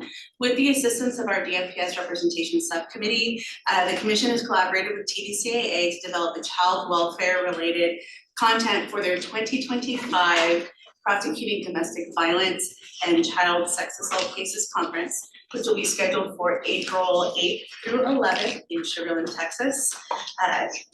We will have 12 one-hour sessions that will be provided over the days of the 9th and 10th of April. And some of those topics that we will be presenting on include required permanent security findings for older youth in care, a case law update, admission of child testimony, and domestic violence dynamics in child welfare cases. TDCAA hosts a biannual conference with a focus on prosecuting crimes against children. And this is the 3rd conference since 2018 that we've been invited to collaborate with them on to provide this child welfare related track.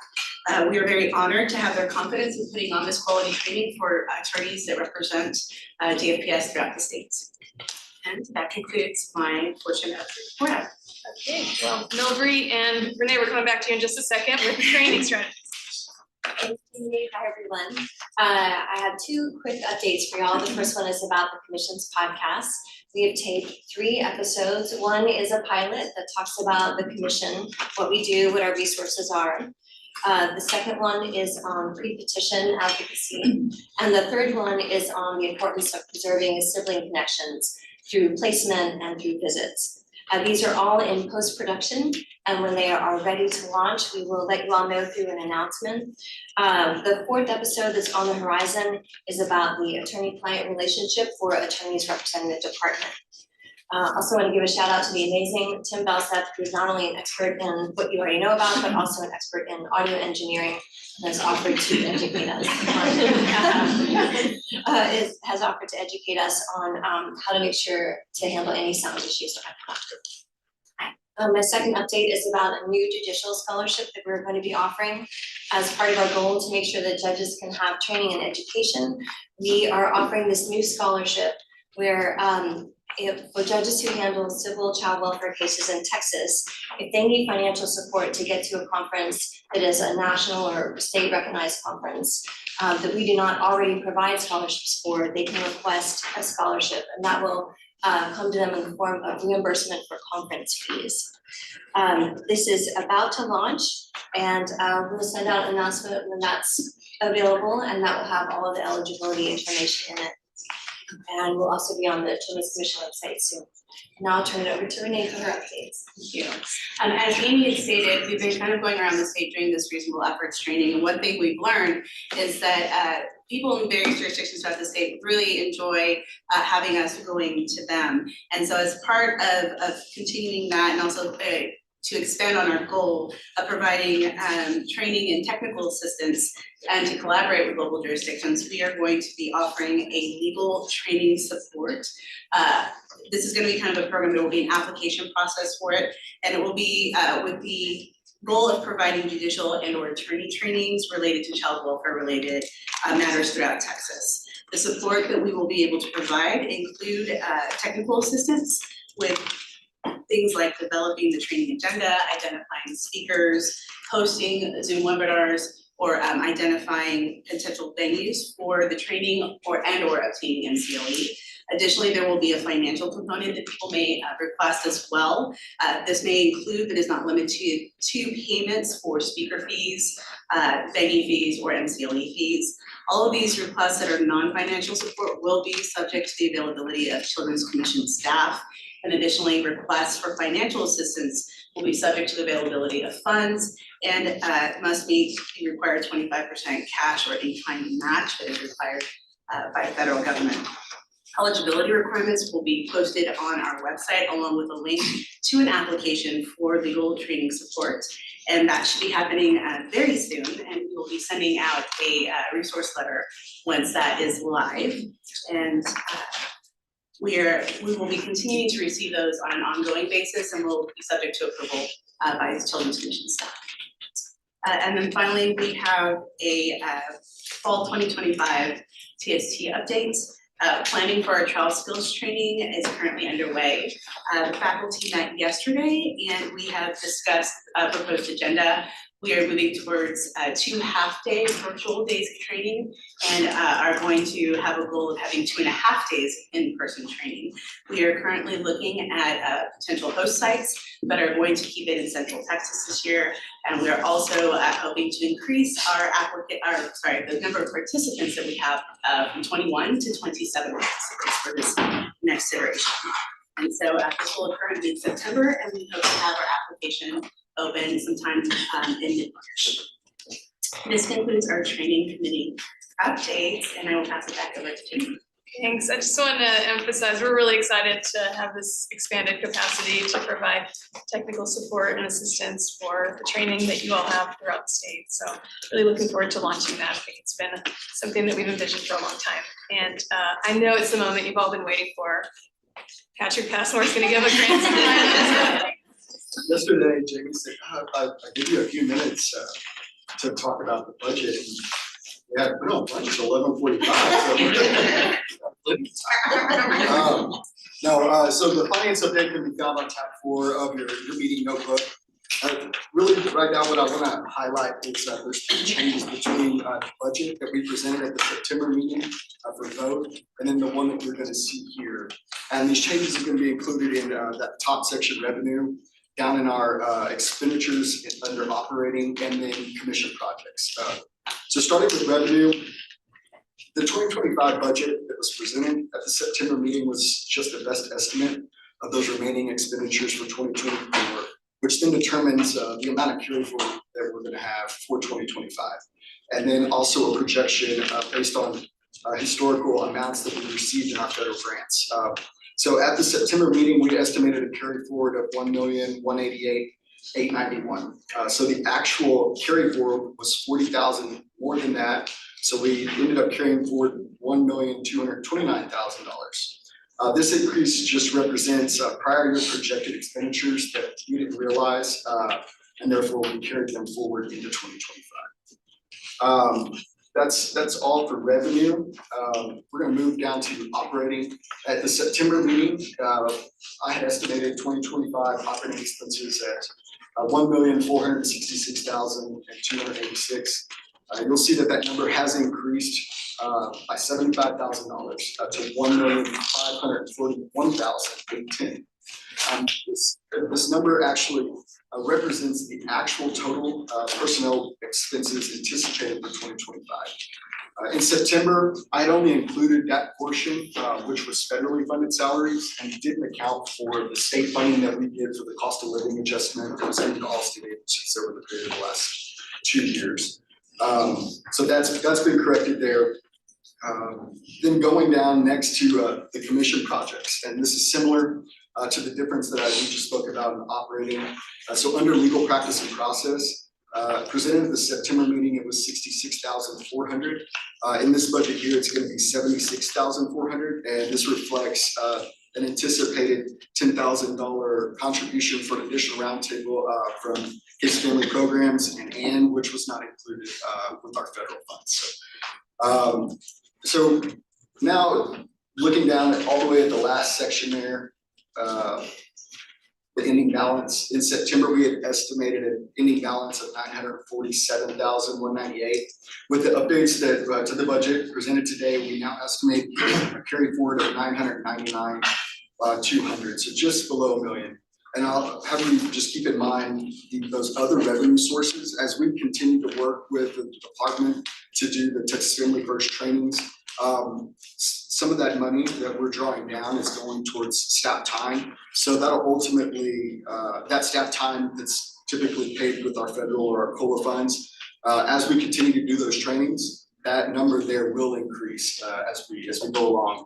We don't know, we don't have all of those trainings planned out for the rest of the year, and those expenses vary from region to region. So just keep in mind that number is likely to go up as we move along. Now everybody can go to lunch a little later. Thanks. Before that, we're gonna take questions. Anybody have questions for Children's Commission staff about the updates that you've heard or that'll work?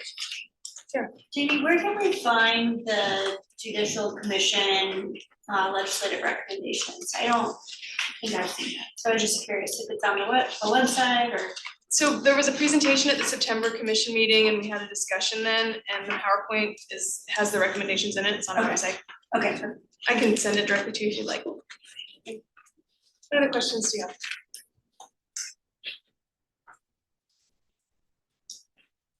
Well, thank you for the time. Just settle back to you. Yes, of course. So Patrick has hinted at lunch, but lunch is just now being set up. And so what we're going to do is turn it over to the department. Ms. Ben Lobos and Ms. Talbert are on their toes as usual, and they said, yes, we can get, we can take the earlier spot on the agenda before lunch. So thank you for being here today. You have the floor. Okay, thank you. Hi, I'm Marta Talbert, and I'm the Associate Commissioner for the investigation side of things. So I have the state of Texas for all investigations, and I cover investigations, I call it family investigations. I have alternative response, I have all of residential and daycare investigations. So I kind of cover anything and everything investigations for the state.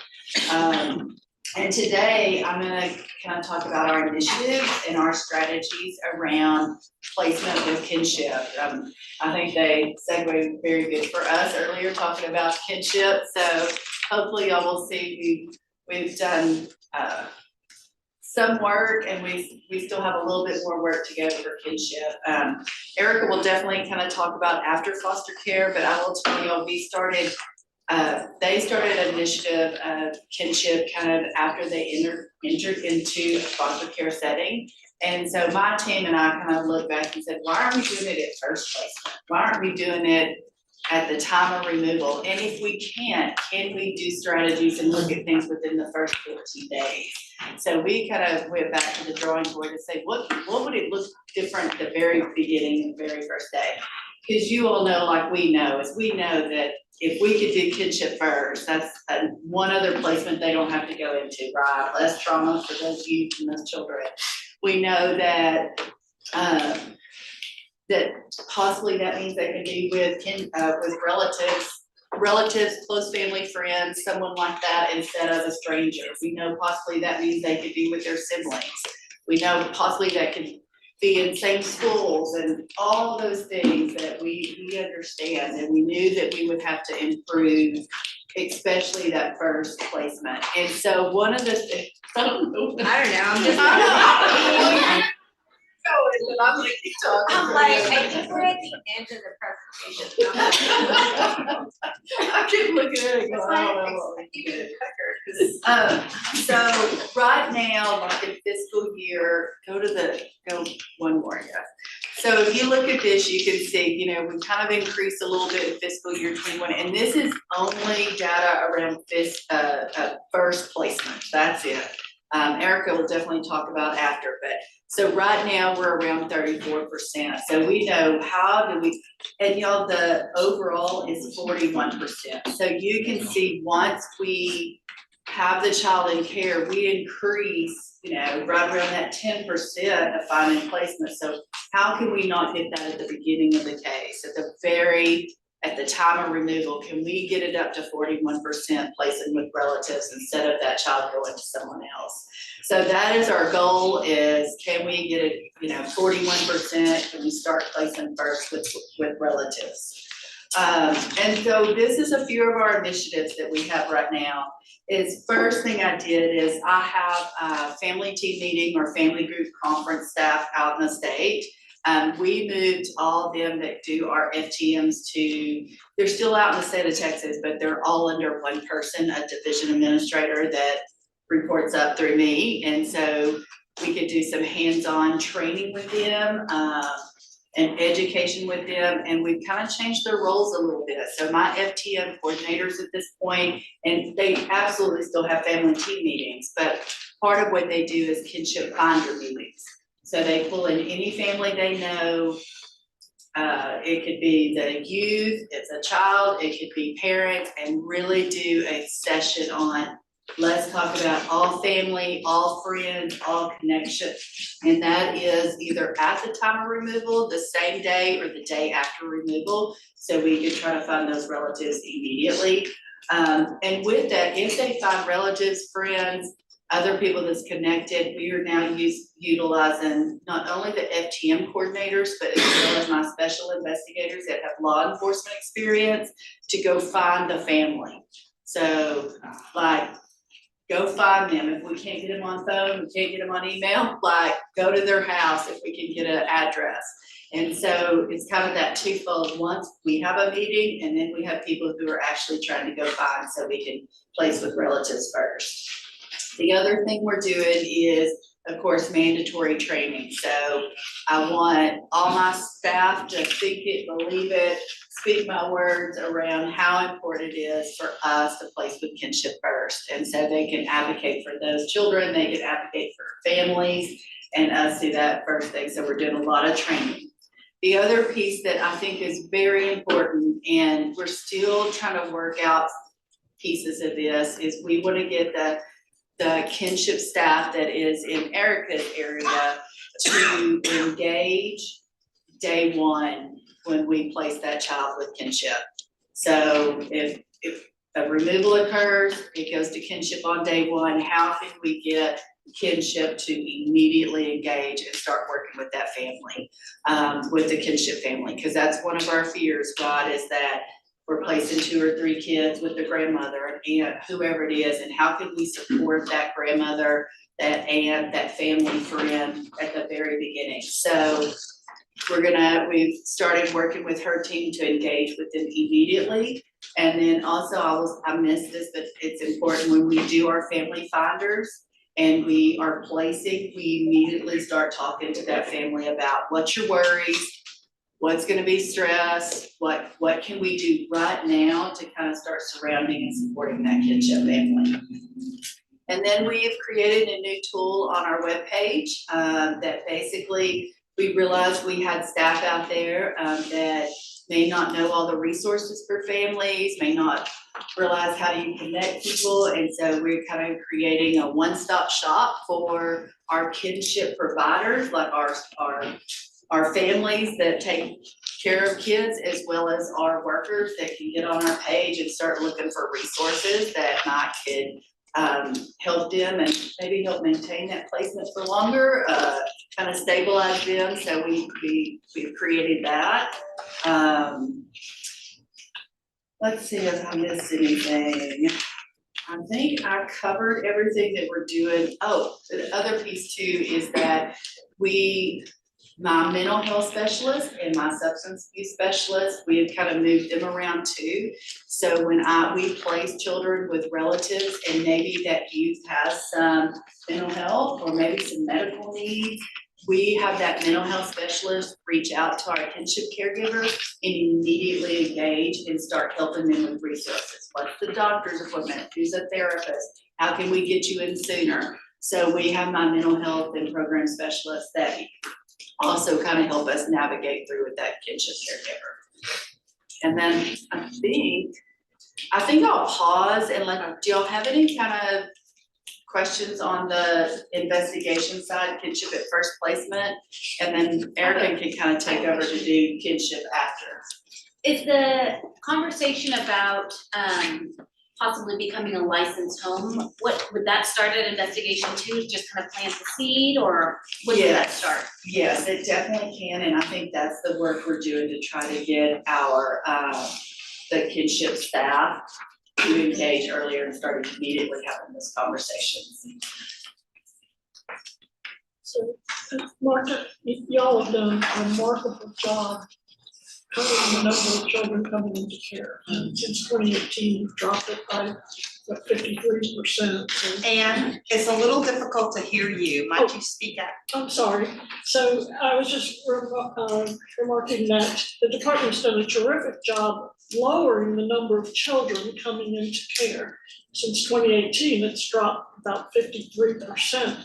But I'm also wondering, as you know, statute and practice change in terms of the definition of neglect, you know, no non-emergency removals, et cetera, are you seeing a higher level of need of the children who do come into care, and then a greater challenge in finding relatives who can handle and, you know, navigate the system of getting those children, mostly older children, the kind of services that they need? Has that been a pretty big challenge? Yes, absolutely, and I think it's such a good point. You know, we did see kind of the dip in removals, and what we have seen is the youth that are coming into our care, they're gonna be higher needs, high acuity.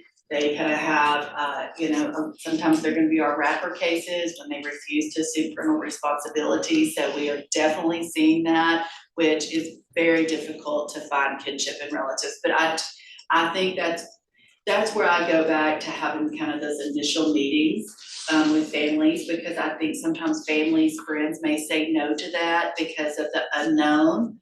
And if we can have those meetings with families and start kind of that support system immediately with them and kind of talking them through the crisis moment of, hey, these are some of the things that we can do with you. I think it will hopefully increase our chances of getting some of the older youth as well as kind of the higher acuity with relatives, family, friends, whoever that may be.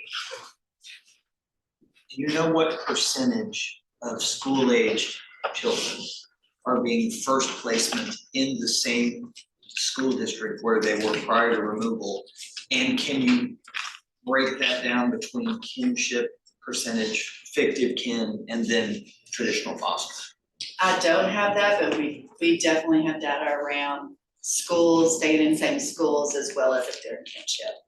This is something I raised last meeting, but when you're looking at where to place, sometimes it is less traumatic for the children to stay with their best friend's family next door where they've spent every summer, for example, as opposed to being moved to Texarkana from where I am, which is the other side of the world from West Texas, with a relative maybe they've seen twice.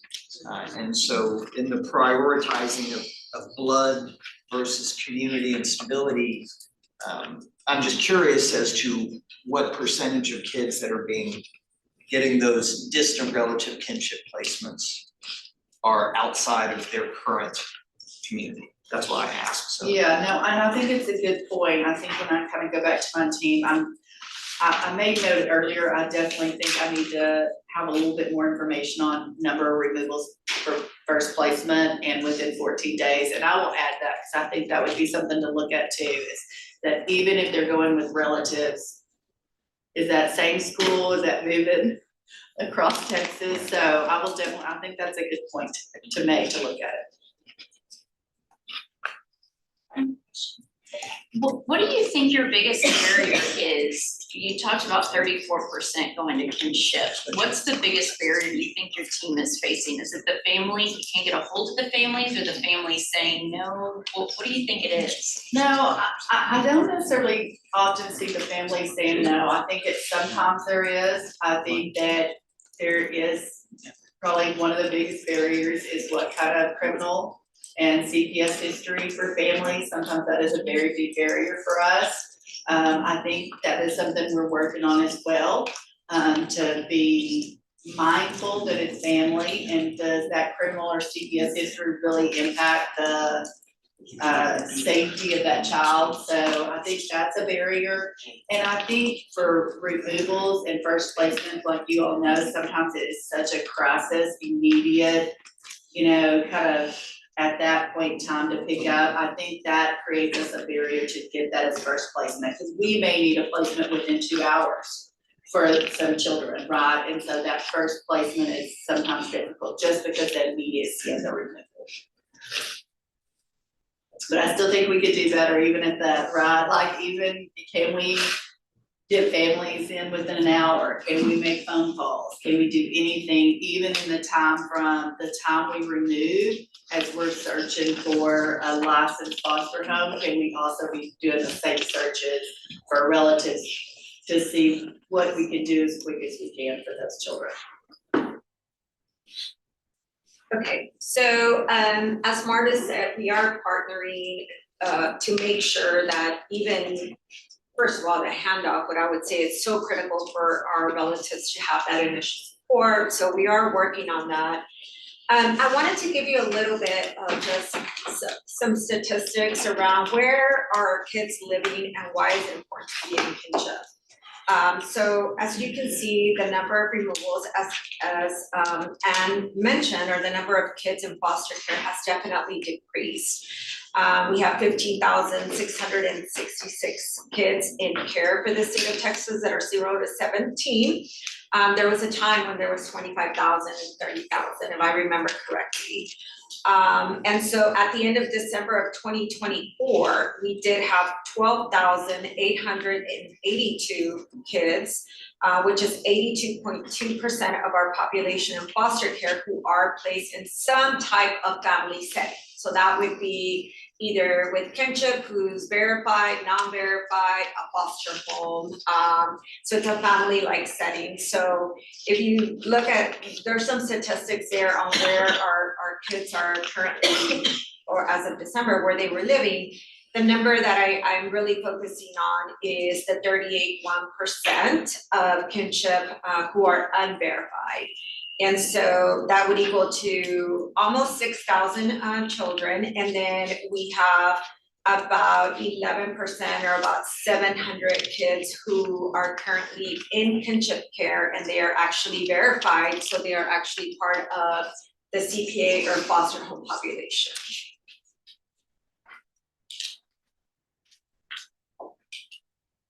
Okay.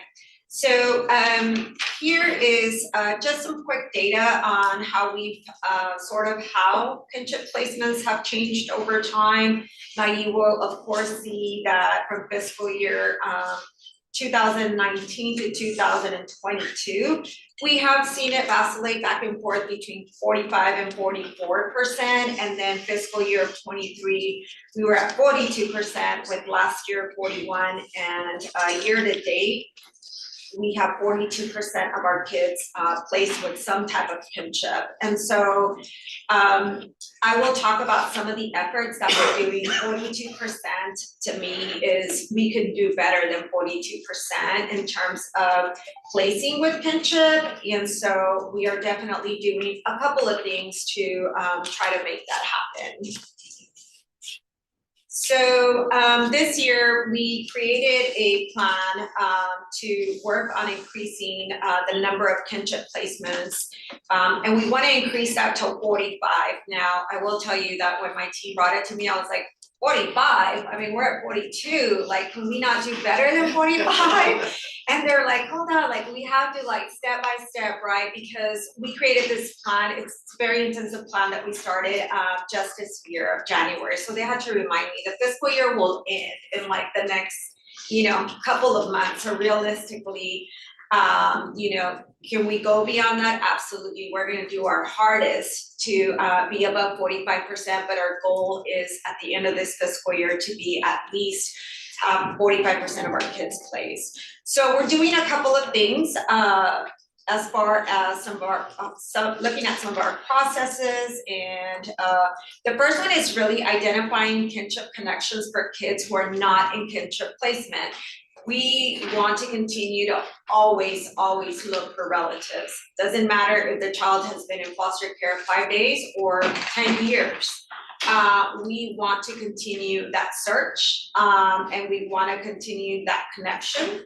So we have some efforts that are going towards that. We also implemented something called placement disruption staffings, and these are done with our relatives and also with foster homes or other placements, but we branched it out to kinship placement because we want to help support that kinship caregiver before they say, I can no longer take care of Timmy.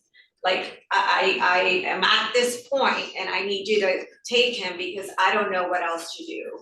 And so, so I'll talk a little bit about what those disruption staffings are. And of course, the next one is we want to facilitate immediate placement, meaning that if we find a kinship giver at any point in our case, then we need somebody to go out there, start talking to that kinship caregiver. And so we have really looked at some of our processes and policies that we have. How can we make that happen? What are the barriers that we're seeing?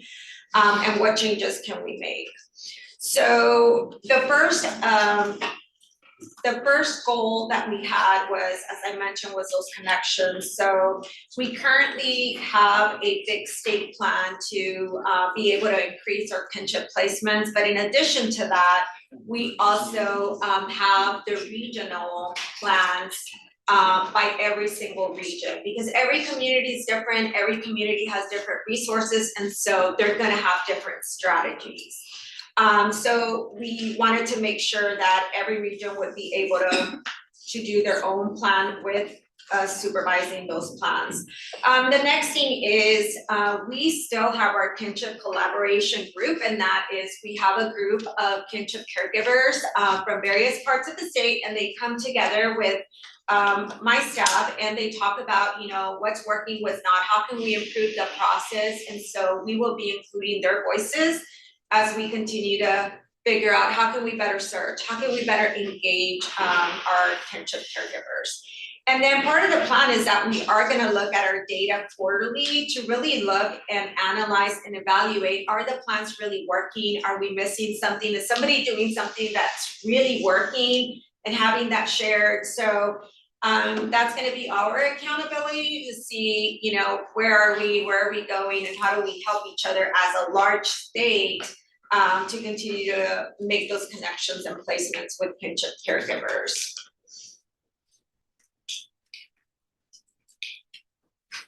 Like a key part. Okay, so the next thing that we're doing is our placement disruption staffings. And so if a caregiver, a kinship caregiver says, I'm overwhelmed, they don't have to say like, I want you to pick up Timmy, but we should be assessing every time that we're in the home with that caregiver, where that caregiver is at. Do they have the support? Are they really overwhelmed where like this is gonna be a placement breakdown? Then anybody, whether it's, it can be the kinship caregiver, it can be the kinship caseworker, it can be an attorney who says, grandma's in the, right there, right? Or CASA might say this is gonna break down, then they will schedule, the kinship worker will schedule a disruption staffing.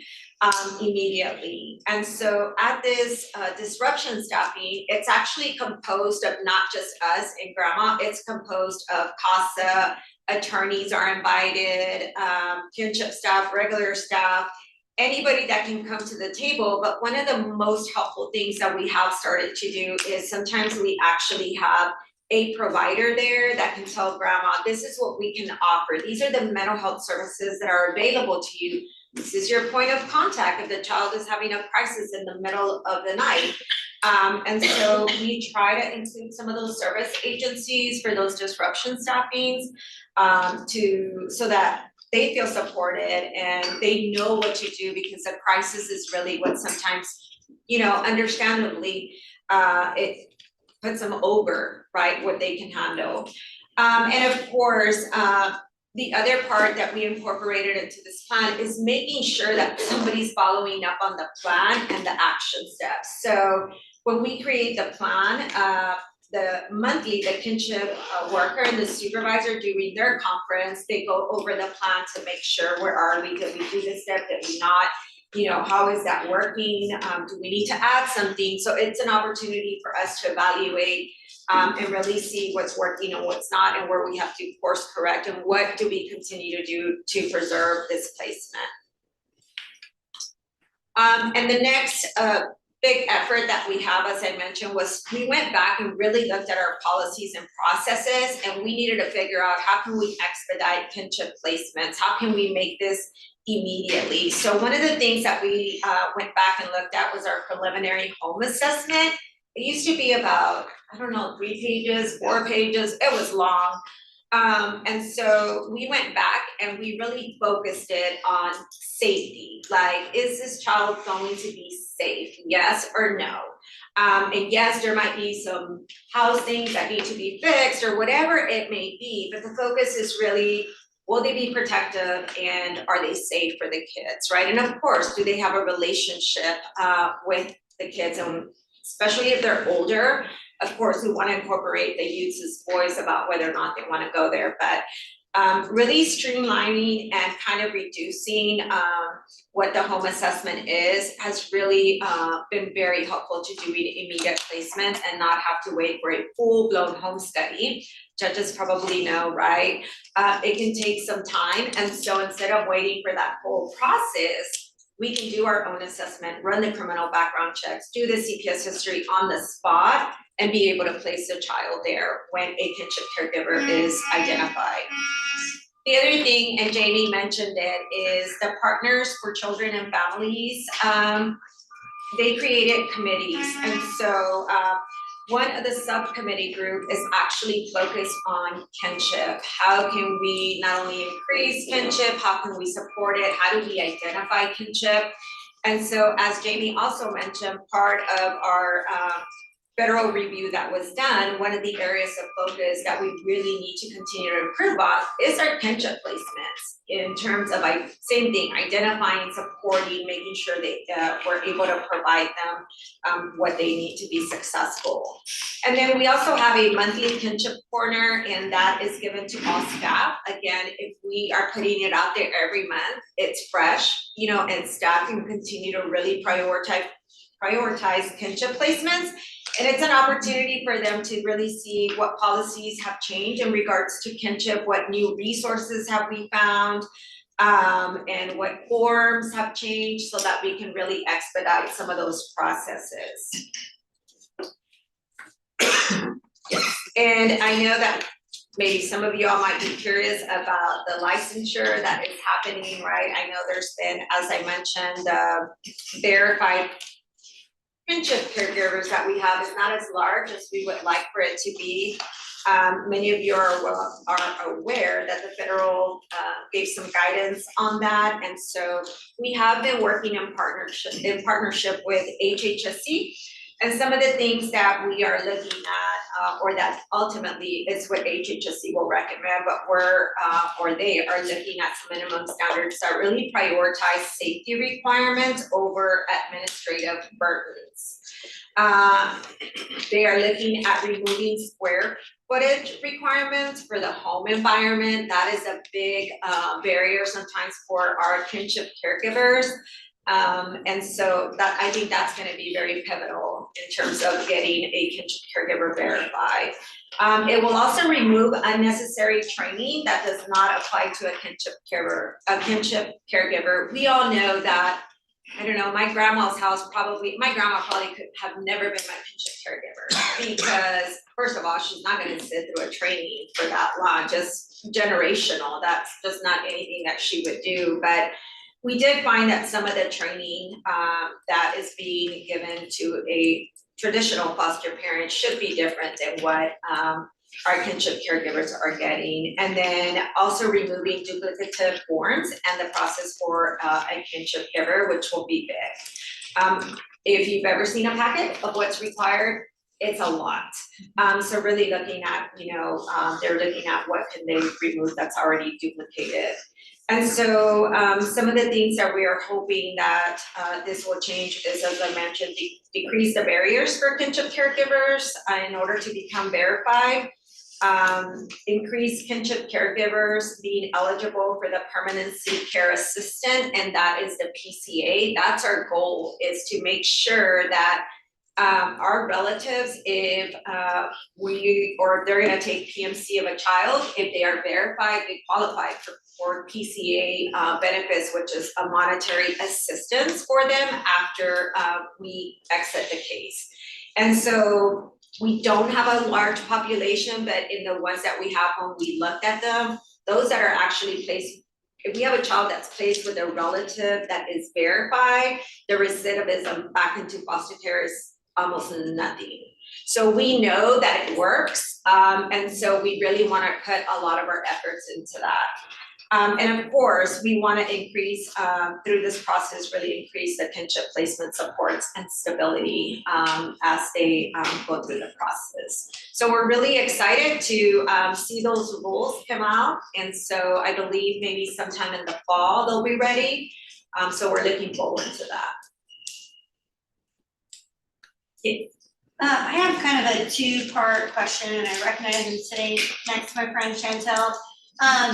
So one of the things that has been clear as community-based care rolls out is that the percentage of placements with Ken has been lower. I know the SSCCs have done a lot of work.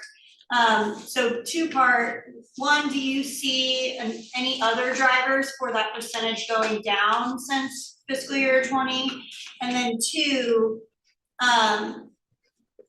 especially as we're thinking about the next 3 areas rolling out, 80% of the kids in Texas in foster care will be part of community-based care, and investigations is no longer gonna be part of that first placement decision, or, so I'm just kind of curious about, like, is this a collaborative goal and plan with the SSCCs, or is this sort of just the CPS approach? And I know that you guys have a lot of work going on with the SSCCs, so just wanted to get an understanding of both of those things. Sure, so I think the decrease, it's not about community-based care. I think the number of children have dropped, right? So we have less kids in foster care, which then means that, even if we reduce it by so many, the percentage is gonna come down just by, compared to when we had 20,000 kids in foster care. So I think that's one. I think the other part is that, as Marta mentioned earlier, some of the children that we're removing, they have very, very high needs. And often grandparents or aunt or uncle cannot meet those mental health needs, the substance abuse issues that are happening with the older youth. And that's really where we see it, is the older youth population. And so I think that that's also a driver, is that we are seeing higher needs for our kids in foster care. And so it's difficult for kinship caregivers to commit to that long term. They might do it for maybe a month or 2 months, and they'll do their best. And even sometimes when we surround them with resources, it just isn't enough because of the needs that the child has. Now the SSCCs, the kinship plan that I talked about is legacy. However, at the end of the day, when we look at the percentage, we are still responsible for every child in Texas, whether they're in legacy or they're in community-based care. Those are all of our kids, and we are so responsible for those outcomes. So we definitely, you know, the SSCCs actually last session did get some money to continue to expand kinship support for high acuity youth. And there is a exceptional request, I believe, to continue that support, that financial support. So they do have their own efforts happening. And so, you know, if we see that they are going below, or we see that, you know, it's definitely dropped dramatically, then we have constant communication with them. And so, you know, we will help and support them, you know, if we're not, or they're not seeing the outcomes that they want to see. You should talk about what you guys are doing. Well, no, I was just gonna say, so there's so many levels that is kinship, and I think that's so hard for people to understand, because you have, because formal removals have dropped so much, the vast majority of our kinship caregivers are diverted here already. And then you have the formal removal, and so few of those, I mean, the number that's verified is just, I mean, it's a drop in the bucket. And I think Ken specific licensure is going to be a big part of that. I think a lot of the work that you're talking about doing is gonna be a big part of that. And I think when we talk about, you know, these high needs kids and wrapper kids, I mean, I think kinship sometimes is your best chance to get those families or those kids stability. I guess the part of my question was, how do you think Ken specific licensure will change some of those numbers? Is one of my questions. Yeah, so I think just as I mentioned, some of the things that we are hoping get removed, that alone will really, really help us hopefully get kinship to go through the verification process. Because sometimes when you explain, first of all, it's very confusing for them, right? Everything they have to do in order to get to verification. And so the kinship worker tries to walk them through that process, but as you can imagine, it's really difficult. And I think being able to take some of those trainings out and take some of those standards out, you know, they're like trying to figure out, do I need to move to a new house if I wanna get verified because I don't meet the square footage, right? Like, so I think really what we are hoping to see is that when these are finalized and they come out, that we are able to verify kinship caregivers, not only a larger amount, but also faster than what the current process is. Because currently, it can take us up to 6 months if they go through the verification process. And as you can only imagine, that's just forever. So we are hoping that with these changes, we will be able to move that timeline way further down than what we currently have.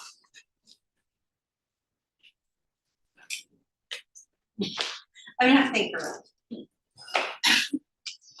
And I guess I kind of think about it as like least intrusive, right? Like, so you have foster parents that maybe they have to have all of these things to be licensed. We're talking about relatives. So if we can, what they're required to do to be a licensed kinship caregiver, can we minimize that to make it easier and faster for them to be verified? And I think that's the ultimate thing, is like, we created all these rules that have to happen for kinship, and there's a lot of families that can't meet it, or the energy to try to meet it, plus take care of 3 or 4 kids that we put in that home. It's a big barrier. So I think if we could just minimize what they must do to be verified, I think we'll see that kind of increase as we go through it.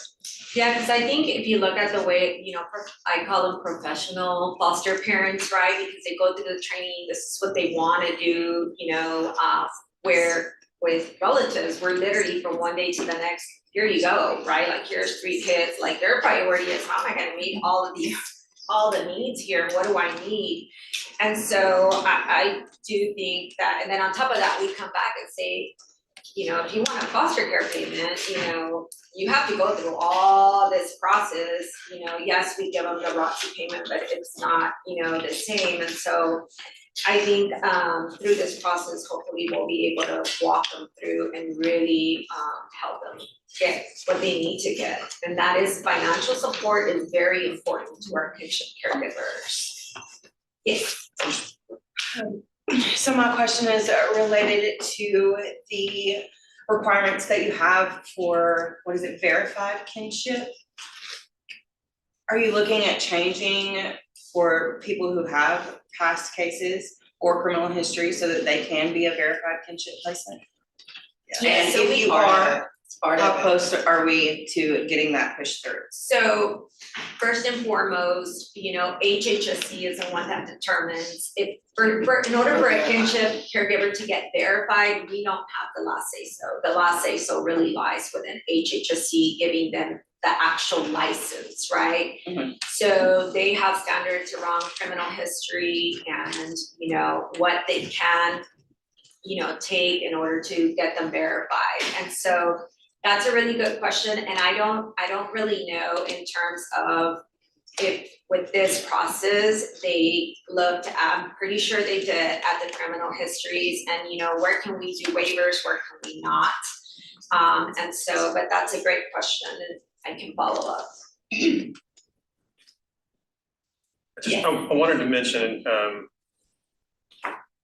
while we're thinking about how to make it easier for kinship caregivers to get verified, to think about where these caregivers are at.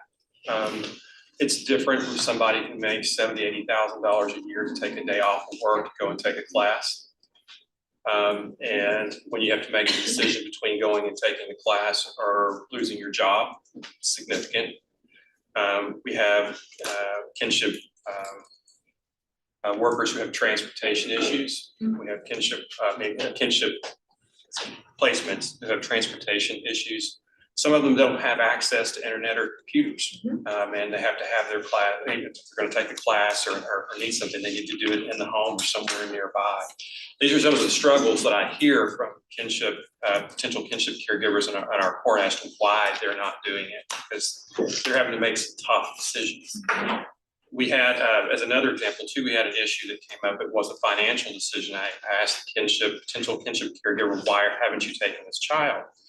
They needed financial help, and the department had to do a home study first, and they had to be approved before they could get the financial help. And I asked the question, would you provide it retroactively? So if they incurred some expenses now and then passed the home study later, would you pay them back? The answer was no, we won't. And then there's also the issue of daycare for these kids, and the daycare requirements seem to be really high. And maybe we ought to take a look, if we can, about lowering those requirements for kinship placements. Yes, and so actually we did do an exceptional item this year to be able to provide, we're hoping to be able to provide kinship caregivers year-round daycare, really but really, we took a look at what do they currently have to do in order to qualify, and so we lowered a lot of those kind of standards that we had internally.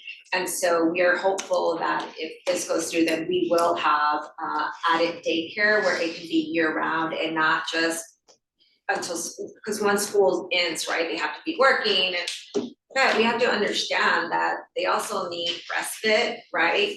They also, you know, the kids need to continue to go somewhere, they need to continue learning, doctor's appointments, so we saw that same need, and that is something that we are prioritizing. Because daycare is, when we hear back from kinship caregivers, that is one of along with financial, it's really the daycare situation.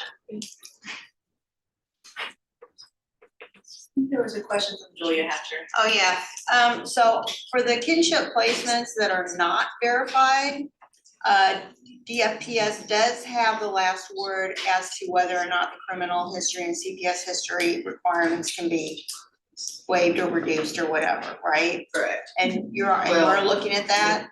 So we have barred, like certain things that are barred to be able to place. So I think there's a difference. Not So verified. when they're not verified, we can waive some of, we do have standard criminal history that we will never be able to approve, right? Because it's just a bar. murdering somebody or whatever it may be, right? So, however, there is some criminal history where when they're not verified, we may be able to do a waiver on that because, you know, it was 10 years ago or 8 years ago, right? And they've made changes, et cetera. Now, the minimum standards for verification might say no because it's less than 10 years old, right? This particular charge that they had or whatever. So the minimum standards might look different for verified versus unverified. Am I making sense? Yeah, and we have to be careful with it. I will say this, we have to be very careful making those decisions when we do a waiver and go ahead and place, because that could possibly impact that caregiver from financial or kind of moving through and maybe being verified. So yes, to answer, we can be probably a little bit less strict or whatever the word is during the unverified, but it could impact that caregiver through the whole system if we're not very careful. Yeah, I mean, we review cases sometimes and do waivers if, you know, maybe Absolutely. grandma had a neglectful supervision, RTD, reason to believe, like, I don't know, 8, 9, 10 years ago, right? We look at what's changed, you know, what are the ages of the kids, what do they have in place so that the kids don't get out, those type of things, and we'll go ahead and we can still place, right? Now, down the line, when they're trying to get verified, that might be a barrier to them being verified. Right, I understand that, but I mean, I've seen several cases where the department has not placed with the relative because of some criminal history in the background that's years old that didn't even have anything to do with harming a child. So, I mean, I'm talking theft, forgery, you know. Yes, and I believe it. I think, you know, as far as the investigation side, I think it's really about kind of that education and teaching, you know, our staff not to, I call it kind of the fear factor. I think they kind of get worried when they're making those quick decisions like that of placing with someone and not knowing. And I think we've got to just get better at our initial home assessment and be able to make those decisions. But I do think part of it is education, because it's a lot of caseworkers out there and sometimes they might be hesitant at the very beginning if there is some kind of criminal CPS history. Okay, thank you. All right, well, thanks to you both for the update and for your willingness to engage with the Q&A. We appreciate it as always. Let's take a quick lunch break, and our next speaker has from lunch. The next agenda item is to hear some updates from OCA, Office of Court Administration, and to give us the update we have, fabulous Megan McCoy. Well, good afternoon, everyone. I'm so happy to be here with Joel. Like just title said, I'm Megan LaVoy. I'm the Administrative Director of the Office of Court Administration, and also in this role, I, by statute, serve as the Executive Director of the Judicial Council, which is the policy-making body for the judiciary. I think I talked to you about Judicial Council's recommendations. They spend about a year formulating different recommendations, and so the Children's Commission recommendations also go through the Judicial Council. But part of the responsibility that the Office of Court Administration has is drafting fiscal notes for all the legislation that makes its way through session. Last session, I think we did over 1,600 fiscal notes. Already this session, our office has received over 809 to be exact. So we have a small group that work on those, and I get to see all of them, and so we get to learn a lot about what is being proposed and what that cost might be to the judiciary. And so I have a couple other statistics I was going to share briefly on the session. So far, there's been 2,373 House bills filed, 113 House joint resolutions, 1,118 Senate bills, and then 47 Senate joint resolutions, with a total of just over 3,700 bills so far filed, and they have until the beginning of March, to file bills, so that number will increase dramatically. A couple of things about,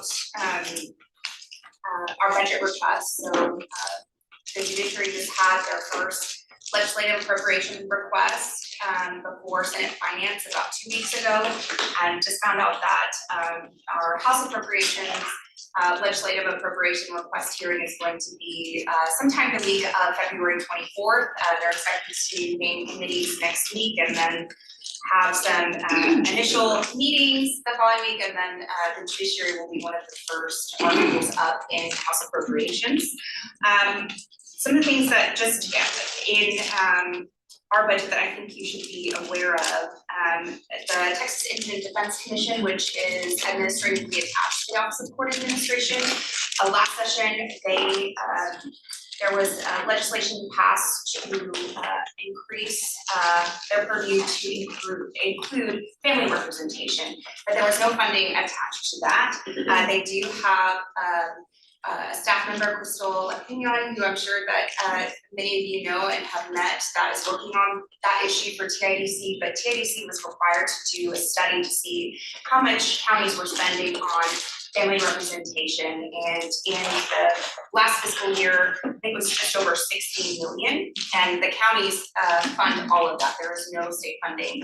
So there's a couple things that have developed since then. There's Title 4E funds that counties can access, and part of that study, TIDC found that a lot of the counties weren't able to access that funding, or were leaving a lot of that funding on the table, and so recently OCA through TIDC signed a contract to help counties draw down some of that funding. So we're excited to see progress on that. And then in addition, TIDC is asking for $47.5 million to fund family representation. So more of that funding would come from the state instead of from counties for CPS representation. Then also an exceptional item, just under $9 million for a program to use internships, fellowships, loan repayment for attorneys working in communities with chronic public defense and CPS representation shortages. So those are two big exceptional items for the Indigent Defense Commission. They were not included in the introduced version of the budget. A lot of the exceptional items are not. And so we'll have to see what happens during the budget process to see if those are funded. In addition, I wanted to update you just a couple things on OCA's budget that I think that you would be interested in. One of the things that the Judicial Council, the legislature, the judiciary, I feel like everyone's very focused on data over the past 5 years, and there's been lots of improvements and legislation and recommendations that have come out from that. And one of the things that we realized is all the data that gets sent to the Office of Court Administration, the Judicial Council, is submitted by district and county clerks, JP clerks, municipal clerks, and there's various case management systems, there's new data reporting requirements constantly. So one of the things that we asked was for regional data coordinators that would coincide with each of the administrative judicial regions. So there's 11, and the legislature did fund that in the introduced version of the budget. And so we're very excited about that, to have those resources to be able to help the clerks improve the data, work with judges, work with the regional presiding judges and other stakeholders. So very excited about that. And then also we asked for additional interpreters. We have a remote interpreter program that Jeffrey leads for our office, and the legislature did fund additional interpreters. That program has, the demand for it has just skyrocketed over the past couple of years, and so we're excited to have those additional resources there. Just a couple other updates about our children's courts. I have some updated data from our case management system. So the current number of open cases is 6,377. Open conservatorships is 5,651. Court ordered services is 604 cases, total adoptions is 122. The courts are down a little bit from where they were the same time last year, about 279 cases. And then in the past year, the courts have rendered 5,274 final orders. And so that's data just for children's courts from our case management system. Some other updates about some of our associate judges that I wanted you to know about. Judge Katrina Griffith was named to the Child, Family and Protective Services Council for a term that's going to expire in February of 2029.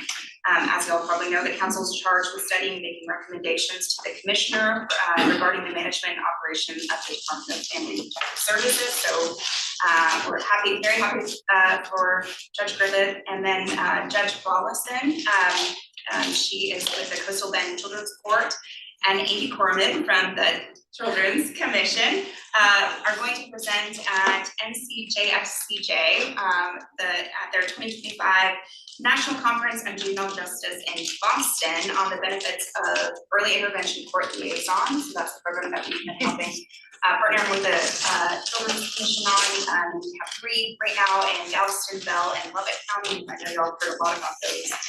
And then Judge Melissa McClanahan of the Child Protection Court of Central Texas and Hays and Comal counties is retiring in February, and the search for her replacement is ongoing. And then just briefly, a couple of OCA updates that I've talked to the commission about. We recently deployed our text reminder, I always call it text reminder, but it's called our court reminder system, which we are required to provide the system to counties to use free of charge to send text reminders to individuals who show up to court. Originally, it was just supposed to be for criminal cases, but we've opened it up to all case types. We have Tarrant County was our first county on board, and we have 30 other counties that are interested or in the process of getting onto that system. We have a couple of child protection courts, Bell County, and then also Dallas County too, that are going to be using that system. So it's free of charge. All the county has to do is contact us, and then we work with them and the vendor to get them on board and hopefully integrate with their case management system. And then quickly, some reports that we recently published that you should know about. We published our bail, our guardianship, and judicial compensation commission reports since the last Children's Commission meeting. And then just last month, we published, it's a mouthful, it sounds like a murder novel that we're but the title is The Hidden Backbone of Justice, Insights into Staffing Levels and Salaries of Court Support Personnel. So we were required to do this. It was added last minute last session as a writer to our budget to conduct a workload analysis at the local level. How many court staff do we have working in our state? What are their salaries, and what resources do they need? And so we published that in January. We worked with PPRI, with Texas A&M. There's a lot of information in that study. It's posted on our website, some highlights. 45% reported difficulty in finding qualified staff to work at the local level. Issues that they're having problems with compensation, workload challenges, technology issues. Also, as part of this study, we were required to develop a tool similar to what we use to determine where new courts need to be placed around the state. A tool that local jurisdictions can use to see how many court staff they need in their jurisdiction. So we are working with PRI to finalize that. And that we're hopeful that that will be available soon too. So all those reports I mentioned are on our website, and that's just our brief update at OCA. We always have lots going on, and but happy to be here to share that with you and answer any questions. That's good. I have some questions. Yes. Okay, so real quick on the issue with respect to funding, you talked about that the state's looking at doing some funding because right now a lot of it falls on the counties, right? Yes. So this is more in the family law vein, but I saw that there was some recent legislation that was proposed that on divorce cases with children that are under 12 years of age and there's custody at dispute, that the courts must automatically appoint an amicus attorney. And so I have been thinking about that in the context of a lot of our pro se litigation, where we have pro se litigants on both sides. And we get up full on custody cases we have to hear where they're arguing on both sides and they're without counsel. And so my question is, who is going to be paying the fee of the amicus that's appointed in that case, if it is a divorce case and it is 12 and under and we have to appoint an amicus? Because oftentimes these folks have filed requests to have fees, court fees waived and things of that nature as well. And so are we going to then impose on them this cost? And then if we do, I think that they're gonna be able to get around that on the grounds of not being able to afford it. And then secondly, then that will be on the courts then to put into their budget. And so I think that that's gonna add additional cost as far as what our budgets are gonna be looking like from the judiciary standpoint as we start to examine that. So I just wanted to present that to you. I don't know if that's something that you have any information on or not, but it's definitely a concern. Do you know what, I have a whole list of all the. I believe it's one of our local state reps that has posed, I think it was Jacob Bernal. Okay, I will check on that one, So- because we will most likely have to do the fiscal note for that bill, and so, And I can understand the concern behind it, but I'm trying to think from the budgetary aspect and how that's gonna impact the judiciary, particularly when we're dealing with pro se's. I can see if you're dealing with private parties that have counsel, you just divvy it up from the bench and decide based off of economics who can carry that. But I foresee that there's gonna be some implications where the courts are gonna have to possibly carry that appointment if it comes through. So just some things to consider. Secondly, has anybody reached out to you from Bear County about the texting? Because that would be something I think that we absolutely would love to use. I don't have Bear on my list. Add it and we can talk. And then I think my third question is, because based off of the report that had come out last year with respect to the workload analysis and the recommendations for the courts, because I know that we had a very large load that was recommended for us. Are you all working to help facilitate the counties in getting that implemented with the commissioners court? Is there like anybody that we can work with to help that process? So you're talking about for the courts? Yes. So typically,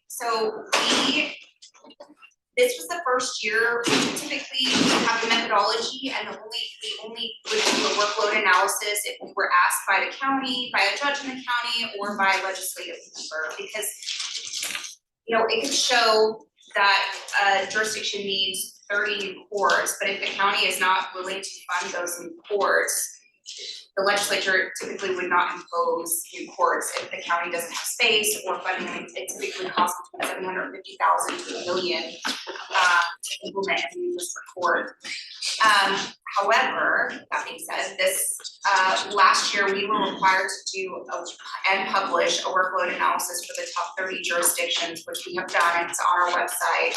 And it's through data through fiscal year 24, so to the end of August. That is published on our website. We had to get that to the legislature so that they are aware of where new courts, the data showing that new courts need to be placed. We are always happy to work and talk with commissioners' courts about the data, but we don't directly reach out and say, oh, Bear County, our workload analysis is showing that eight new courts, or I don't know the numbers. That's an example. I think it was 9 new district courts, if I remember correctly. Yes, but that information is published on our website now for the new courts, and then people always, because we can update that analysis month to month as we're getting new data in, because data is due from the district and county clerks on the 20th every month. For the previous month, and so for example, right now we can go through the end of December 2024. Pretty soon we should do the January data as well, and so the need could change based on the most recent caseload. So we're happy to run a new analysis. How are you all planning to correlate that? Because you had the work study that got published first, and that was based off of data collection at the court level. And then now you have these new reports that are coming out of the district clerk's, the county clerk's office, which I think some jurisdictions have experienced. Some of it's been a little bit slow going, and or they're finding issues with respect to software that's collecting the data and how they're having to work through those issues. You're aware of that stuff, but how is that going to correlate with that new data that's coming out versus that workload study that you did? So the workload study, what comes out of it is not just, the numbers that are in the workload study that was published last year, that's just a static number. What really comes out of that study is the methodology that we will use. So it's a formula that we use that we can run anytime based on the new caseload. So that's really what came out of that study. I wouldn't go back to that 2023 study and use the where it shows bare needs 7 because there's new data to run through that formula. So that's what we will run and do analysis and provide that to whoever is requesting it. Thank you.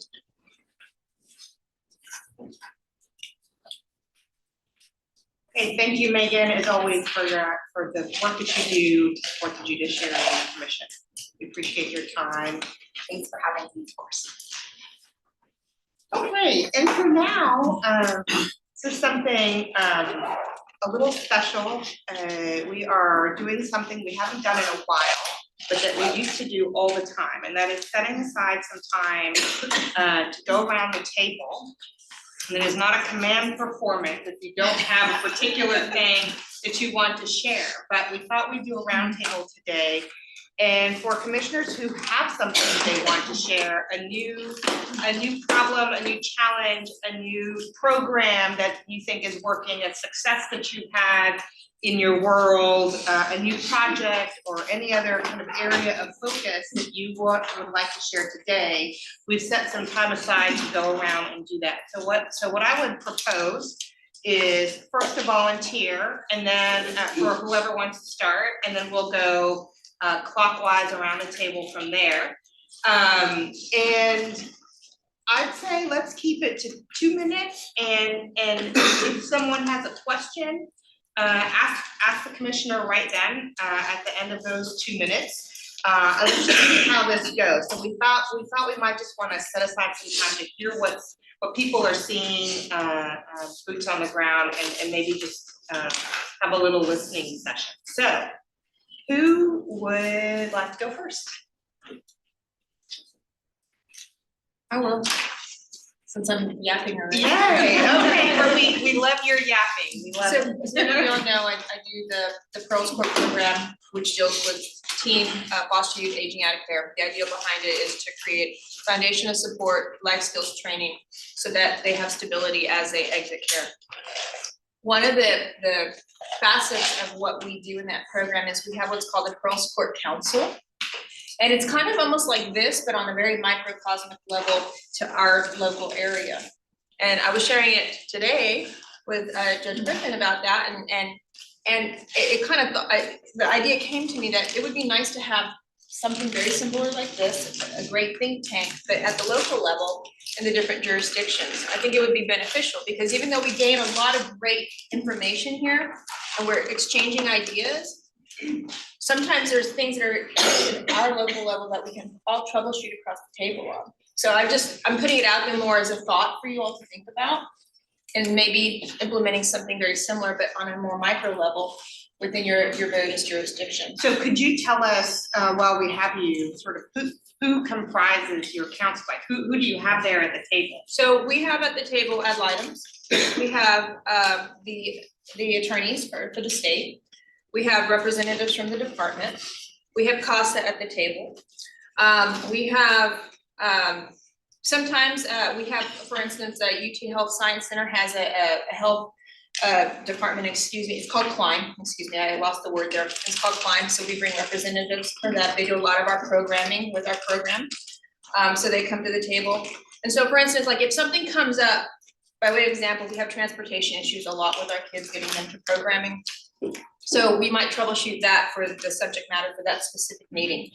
Or another one that we just recently troubleshooted was placements where the children have been trafficked. And a lot of times placements aren't equipped to deal with the child who has suffered the traumas of that, to try to find specialized training to help build additional skills for those placements. And so that was one of the subject matters that we did. So it's very high level discussions, we're not talking about specific cases, because that's not what we would do, but it would be things that we're identifying within specific cases that we can talk at a high level and talk with the stakeholders in the community to see how we can troubleshoot those issues. And so, we've had the Post Council for a very long time, but during the pandemic and everything else, it kind of went away. And so we were talking the other day and said, you know, some of the best ideas for program nights and the best way that we can serve these kids came from that council. We need to kind of revamp it and then bring it back to life again. And so we started doing that recently. And it was a very meaningful conversation that we had that day. And can you tell us some of the logistics? I mean, do you sort of plan the meetings? Do you host them over lunch? We host them over lunch, so in the jury room. room, in the jury room, we usually will bring in sandwiches, very similar to this, where it's round table, bring in lunch boxes, and then have dialogue and conversations. We have an agenda that we set, but we also have room for new business and things of that nature to have those discussions. And so at a micro level, it's been a nice little think tank to have. And also to help problem solve and troubleshoot situations that arise. Right, and it sounds like a sort of easy thing to take back home, and, you know, folks in different kinds of roles, different kinds of stakeholders could try to set up themselves. Awesome, thank you. Judge, which way is clockwise? That way. Thanks. I guess the one new thing that we're doing is a focus on child plans of service, which I know that probably sounds boring. But if you think about, I put a new focus on it. When we're in the temporary managing conservatorship phase of the case, we spend a lot of time focusing on the family plan of service. And that's the roadmap on how we get the parents to where they should be in order to have the family reunified, right? So we've started thinking about in our court about child plans of service, about how do we get the kids where we want them to, some of our older youth in particular, when they're 14 and up. So I've gone back to the department and asked them to start developing child plans of service like they would a family plan of service, to sit down with the kids and come up with a plan of service. What is your goal? Do you want to go to graduate high school? Do you want to get a car? Do you want to go to vocational school? Do you want to go to college? And sit down and map out their goals and steps in these child plans of services. Those are, we're all on the same page and kind of can track how the kids are doing. It's in its new stage. I'm getting a little resistance from the department. You'd be surprised. I had one caseworker approach me and ask me, why are we doing child plans of services? And I thought, well, you might ask yourself, why is it in your computer system to begin with? And you know, it's there. They act like it's a new thing, these child plans of service. But I'm starting to see some traction. I'm starting to see a handful of caseworkers and a handful of kids kind of really get involved. And I feel like that I'm seeing more of our kids go to graduate high school, more of our kids go to college, and I'd still like to see more still. So really kind of getting these kids involved in the planning of their own lives and space is an important thing that we're doing in our court. Seems incredibly critical to say, you know, I'm gonna sit down with you and talk about goals. Maybe no one has ever done that with them in their lives. So really a lifeline. And I had first understood you to say that this plan was something that you'd invented, but that's not true. It's a DFPS form, so any judge here can dust those off and put them in place. We're actually, where the idea came from me about focusing on our younger kids, up 14 and up, was when I was doing a case on an older child who was over the age of 18. When we're doing an extended foster care hearing, the courts are supposed to make findings about whether the youth participated in the plan and if the plan reflects the skills and services needed to achieve the permanency goal by the projected date. And I started thinking, why can't we apply this to our younger kids? So now we're doing it for our 14-year-olds. Actually, I require the service plans to be filed in every one of my cases now, to review them. Say that again? I require the child plan of services to be filed in every one of my cases now. But we pay particular attention at 14. We started asking the questions, how are you addressing the life skills assessment? How are you addressing the life skills assessment of the child plan of service? what is the child's future goals and how is that addressed in the child plan of service? Terrific, I love it. What I'm seeing in my area is the partnership between community-based care, which is 4 kids, 4 families in Region 4. And the parents it's better on the parent side than it was with the department. So I was excited to see that. And the services that we have access to in my area are improving as well, as far as like they're letting them do online and they're able to find their own services. Thank you. I would say for kinship, and I was talking to Jamie a little bit a moment ago, I think that privatized care is doing a lot for kinship families. In Region 3, I can talk to OCOK, hiring a large number of family finders, doing a lot of work doing family first placements, providing support groups, connecting those families to kinship workers immediately. I don't know how much that connects across the state in privatized care, but I know that a lot's happening. I think more is continuing to happen. I wonder what that will look like, even in future with FBSS and privatization and so on. But for kinship informally, I was saying, I still am not sure how much there's an understanding of the vast majority of our kinship is still informal. And so working with HHSC and advocacy for more funding to go towards our kinship navigator programs for informal kinship, so that those pilots can continue as we look to draw down federal funding and getting clearinghouse approval, because that's going to be a process. And so those programs can expand.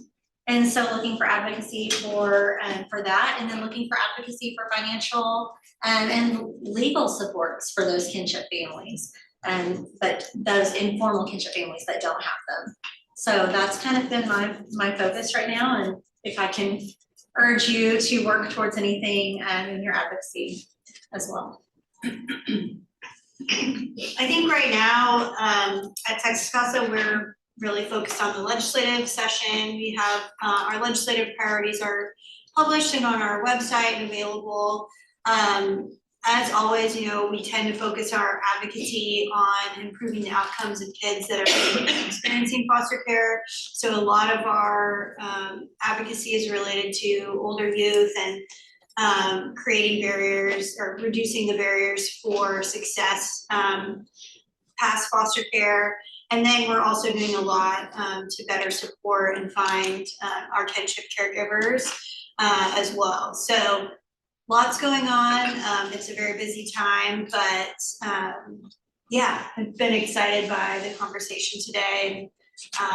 Sort of 2 of our big topics that we're working on at the legislature. So it was a great opportunity to be here. Thank you. From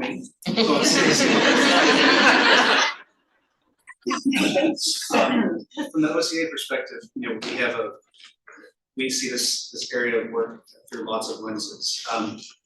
One of the lenses that I hope that we see a lot of movement on is the safety and security of our judges who hear these cases.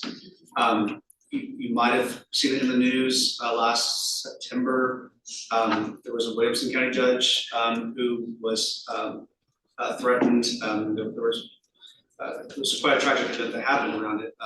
And hearing these types of cases in Maryland in October, a judge was killed in his driveway after awarding custody to a family member. And I have a whole team of court security specialists who deal with this day in and day out. And we receive reports across the state constantly about threats and disturbances in this area.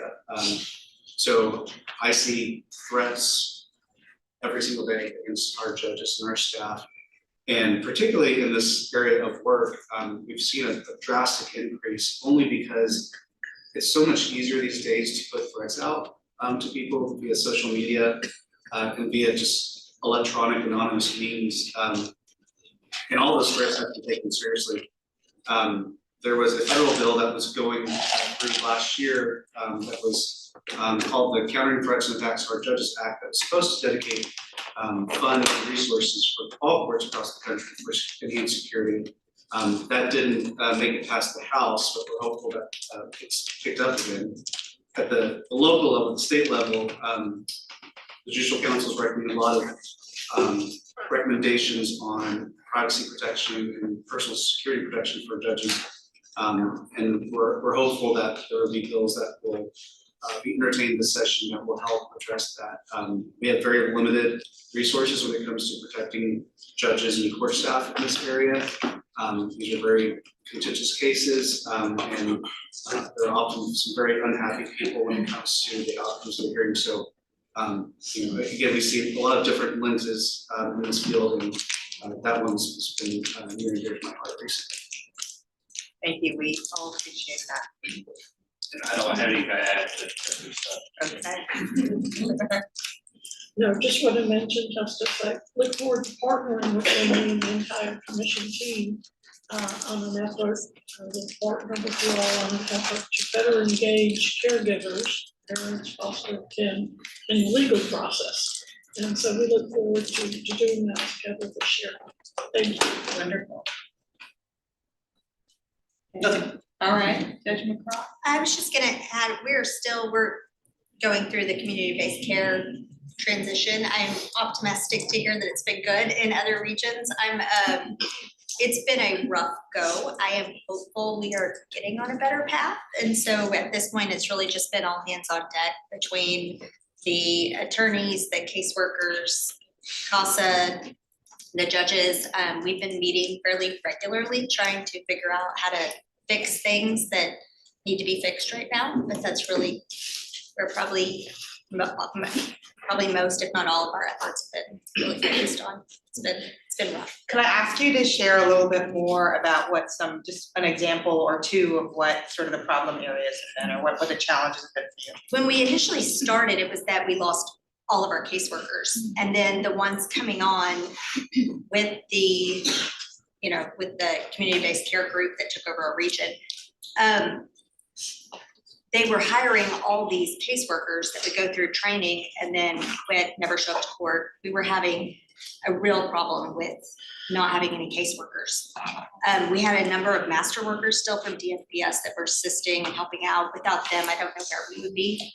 But once they finally, it's probably really been in the past month or two, they have finally gotten the numbers up to where they need to be for having case managers, which has been helpful. They implemented a policy to overhire by quite a bit.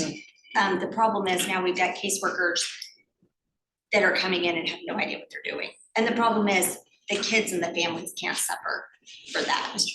Just last week, I had one where I had ordered, a worker to go out and talk with an aunt and uncle that are wanting to have this child, that they're out of state. And I had ordered back in early to mid-October for them to have an ICPC done, home study done, get all of that investigated. And we came to court last week and it had just been started a week before. And that's unacceptable. I mean, we have a kid that's been waiting for 3 months. We can't have that happen. And so, things, we need just a simple background check run, because we could even do temporary visits with family out of state, even if the full ICPC hasn't been, done and reviewed. And it's just a number of, every case we have, the ball's been dropped somewhere. And I think they're just not trained. They're new to what they're doing. So as far as right now, I'm trying to be optimistic, because at least now we have the numbers that we need to. We just need to figure out how to get these people trained. Because again, I don't care that they just came onto the case or they're new. The kids and the families have to be, considered. So, but thank you. I'm hanging on for hope. Appreciate your efforts. Keep hanging on. We're trying.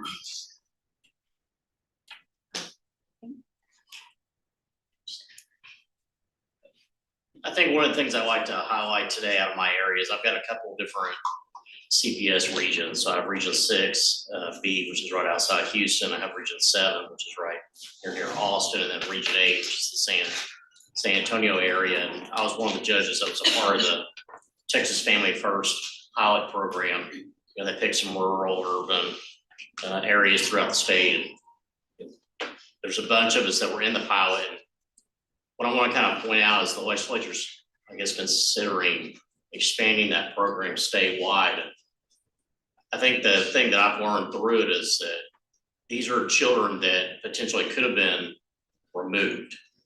But the department, the courts made a decision that no, in fact, those children would stay home and then they would have intensive services. I think the big takeaway from this for me is I was one of the judges in the beginning that's very skeptical. Like, you know, so you're saying these children are in enough danger, they should be removed, but we're gonna leave them.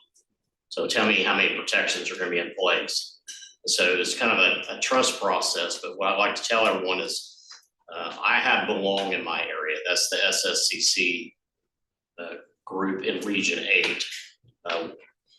You know, I think they're having people that are studying the data, but just anecdotally, I would say our success rate is extremely high. And no matter if Texas Family First stays or goes, I think the thing that I've realized, I think everyone needs to consider when doing planning is the value of in-home services. So in our area, Belong provides, it's kind of 2 routes based upon the ages of the children. The 2 modalities that they use are parents as teachers, which are basically peers to peers. You know, I think it's been very successful for having people that have been through the system or people that are familiar. I think just the distinction of the people not being a part of our system. They're outside people that come in and say, we are not CPS, we're not all these people. We're here to help and we're coming to your safe place. Like we're coming to your house to help you.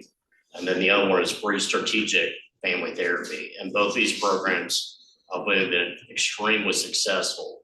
So to me, no matter how you spend this, I think the value of bringing the services to the families and the homes, even though it's expensive, I mean, we can imagine the additional cost of all this, but having children in care long-term is extremely expensive too. So to me, you can either spend the money spread out over time, or you can front load it, try to put a family back together and allow the family to be with just them, without the court intervention, without CPS, everything else.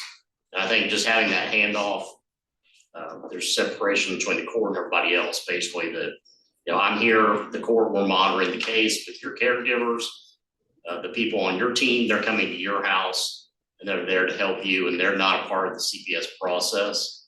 I think it gets them a little bit more trust and I guess we'll see what the experts say, but I can tell you that the success rate is extremely high in my area. It may not be that way all throughout the state, but in my case, my counties I've had it, I think it's been extremely high, potentially even higher than some of our, I'm just gonna call them legacy cases. It's great news to hear. That is great news. Really good news. So one of the things that I've been working on probably for the past 2 or 3 years is resource mapping. Because as the students, the parents were here talking about all of these services that are available to students, as well as parents and children that we may not know about, or we kind of just have a cursory overview of what they provide, but in really doing the resource mapping and making the connections with the people who make the decisions in those organizations and those entities has made a huge difference. And so I had a really happy moment. I told my husband, I had a really good day yesterday, which is very rare after I finished my CPS docket. But we had a mother who had 6 children and she was doing so well. She lost her job. And so she got a notice to vacate. She was being evicted. And it just immediately kicked in okay, who do I know? Let me start calling. And I start calling. And by the end of maybe 2 hours later, she's job interviews lined up. She has her rent paid up. So they're paying it directly to the apartment complex. And so just by spending Because I'm like, okay, this is 2 or 3 years of my life, I'm doing all of this, but it really paid off for that one family to be able to just give that information to her and not just say, call this number, but call this person. This person is expecting to hear from you, and they know that Judge Grace Harrington has sent you here. So that has really helped a lot. One thing that I would really love to see a focus on is the hidden foster care that's still happening here in Texas, because it really does impact these children. It feels like you're placing the kids with someone, you know, well, they want to live with grandmother, but grandmother has absolutely no legal authority or rights over this child. CPS will close out court order services cases because the child is going to stay with grandmother. Well, then when the case closes out, then here comes the parents demanding their children back, because there is nothing giving this grandparent any legal authority over or custody over this child. And so what I would love to see is some type of handoff in terms of some legal services being provided just to get the conservatorship, just so that there is some type of legal, the grandparents or the aunt or the cousin or whomever has some type of legal authority, and they can really protect the children, because there is no way to protect the child if they don't have a legal right to the child and the parent comes and says, give me my child back. So that's something that I'm really hoping that we'll have a focus on. And I'm not sure anyone's doing that right now, but I would love to talk to some young people. Let's talk to Sarah, because I think that would have a huge impact on, a positive impact on our children as well. I'm last, I feel the heat. I'm Randy Shelton from Jefferson County, and we had a phenomenal adoption day this year. And Amy, I sent you emailed you the pictures. But anyway, we always dress up, and this year I was Santa Claus, but with a baker's hat, because it was Baker Santa. Everybody dresses up. One of the other retired judges was the Candy King. They decorated the hallway outside the courtrooms. I mean, you just can't imagine all the time and effort that went into it. We had 17 kids. The place was packed. We've done that every year for, I guess, the last maybe 10 or more years. And so we've dressed up like, I've been the Grinch, I've been Buddy the Elf, that was a good one. Santa Claus a couple of times, and so they always come up with a theme, but they never tell the judges what the theme is until like absolutely the last minute, so there's no backing out. Anyway, so we're hoping to start a reunification, a day, kind of like, I think that's in June. So we're working on that because we're finding that we are reunifying a lot of families these days.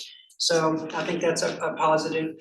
We have an awesome specialty court for our drug treatment court, and we're all very, very close. There's always something going on. Our community is great. I mean, our mental health authority, the family violence group, the recovery community. I mean, everybody participates. I mean, it's just, sometimes it should only take an hour, but it takes forever because everybody, wants to jump in and help. So anyway, we do have the new SSCC. Well, we've had them over a year. It's Presley Bridge, Texas Family Care Network, I think. They're awesome. I mean, everything is going well. We communicate. We're a close-knit group. I would say that transition's been very successful so far. Glad to hear it, and thank you everybody for sharing ideas, successes. Really invigorating to hear them. We'll move next to collaborative council member announcements. I'm showing 3 folks who have something to share. So let's say 2 minutes to each of you, and let's start with Texas Foster Youth Justice Project, Emily Johnston. Hi all, I'm Emily Johnston, Secretary with the Texas Foster Youth Justice Project. Stepping in for Sarah Worthington today, making our announcement. We are very excited, and perhaps you've already seen them, but thanks to generous funding from the Texas Bar Foundation, we have published our 9th edition of our Agent Out Guide. They're over here on the table. We've also got some brochures as well. Please help yourselves. You can also request copies of the guide on our website. And speaking of our website, we have just received funding from the Moody Foundation to redo our website, which is certainly overdue. We're really excited to make our resources on there more accessible to youth and those serving them. So keep an eye out for that. Hopefully it will all be up and published this summer. Thanks. Thank you, Emily. Next, we'll have Cindy Dyer, from the Texas Legal Services Family Helpline. Hi, everyone. Thanks for having me. I'm here to announce something else, but because of the discussion of the KinCare work that everyone's up to, I wanted to let you all know we at the TLSC also have the KinCare project. So that started in February of 2024. We are only funded right now through August. So I'm putting in that little pitch in case anyone's aware of additional funding, but we're statewide and we provide free legal representation to any KinCare relative. And that is a variety of services, right? So it's pretty expansive what we can do. The only thing we're not going to do is enter contested custody battles with parents, but we will help with uncontested custody battles, authorizations, public benefits, school issues, Medicaid issues, on and on. Every legal issue that a KinCare relative, and I shouldn't even say relative, it's any KinCare provider, and most of those are informal. So you can find your information online. That's actually not what I was pitching, but I wanted you all to be aware of that service. At the Family Helpline, where we provide free legal information to anyone in Texas with a question about CPS, we just launched the Family Help Link 2 weeks ago. And that is an online referral portal for families and children with peripheral child welfare issues. And really what it is a one-stop shop. You can find it off of Texas Law Help, which is also housed at our organization, texaslawhelp.org/Family Help Link, or FHL.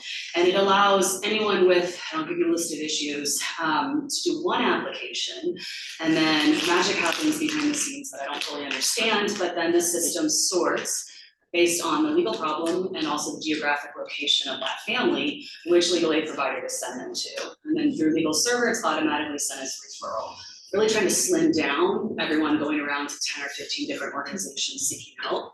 Current referral partners for that is the Foster Youth Project, Disability Rights Texas, Legal Aid of Northwest Texas, the KinCare Project, and a couple other TLSC small projects. And we are taking any other organization that fits into that criteria.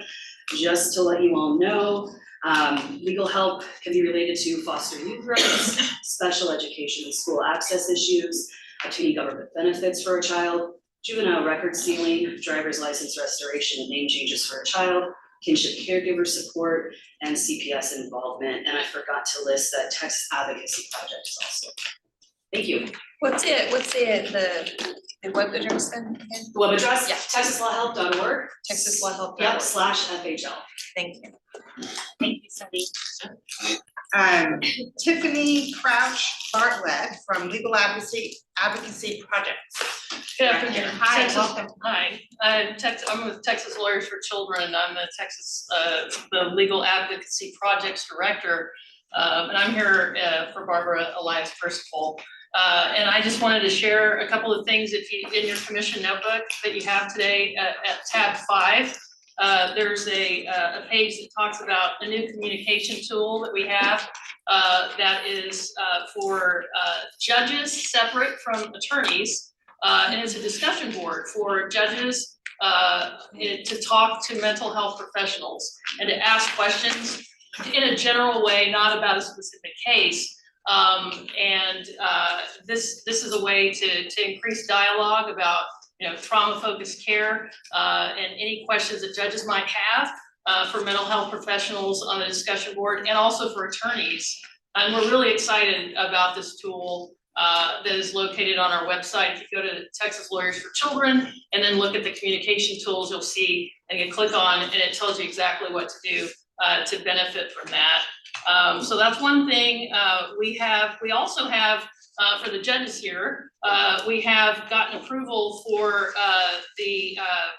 under the Texas Government Code for CJE hours, 15 hours now through our trauma training program that's online that some of you may have already participated in. And we have like a breakdown of the actual training provision, because I know that the CJE, you have to specifically say this is for this provision, and how many hours. So that is also available to all the judges here, and we're excited to offer that. And we have some webinars coming up. We have the Texas Child Centered Care Model webinar that's free CLE that's coming up on the 26th of February. And we have like a brown bag kind of webinar that we're doing about every couple of months, tricks of the trade to help legal professionals in our field. So check us out.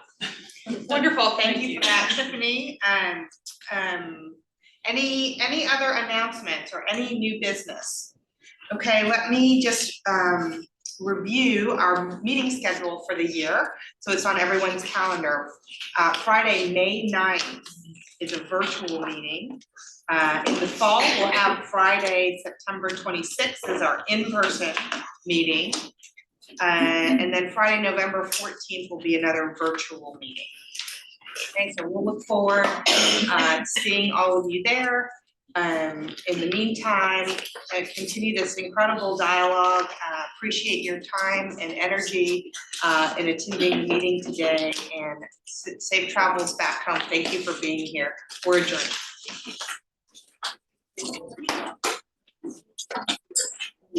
So she texted me, it was like,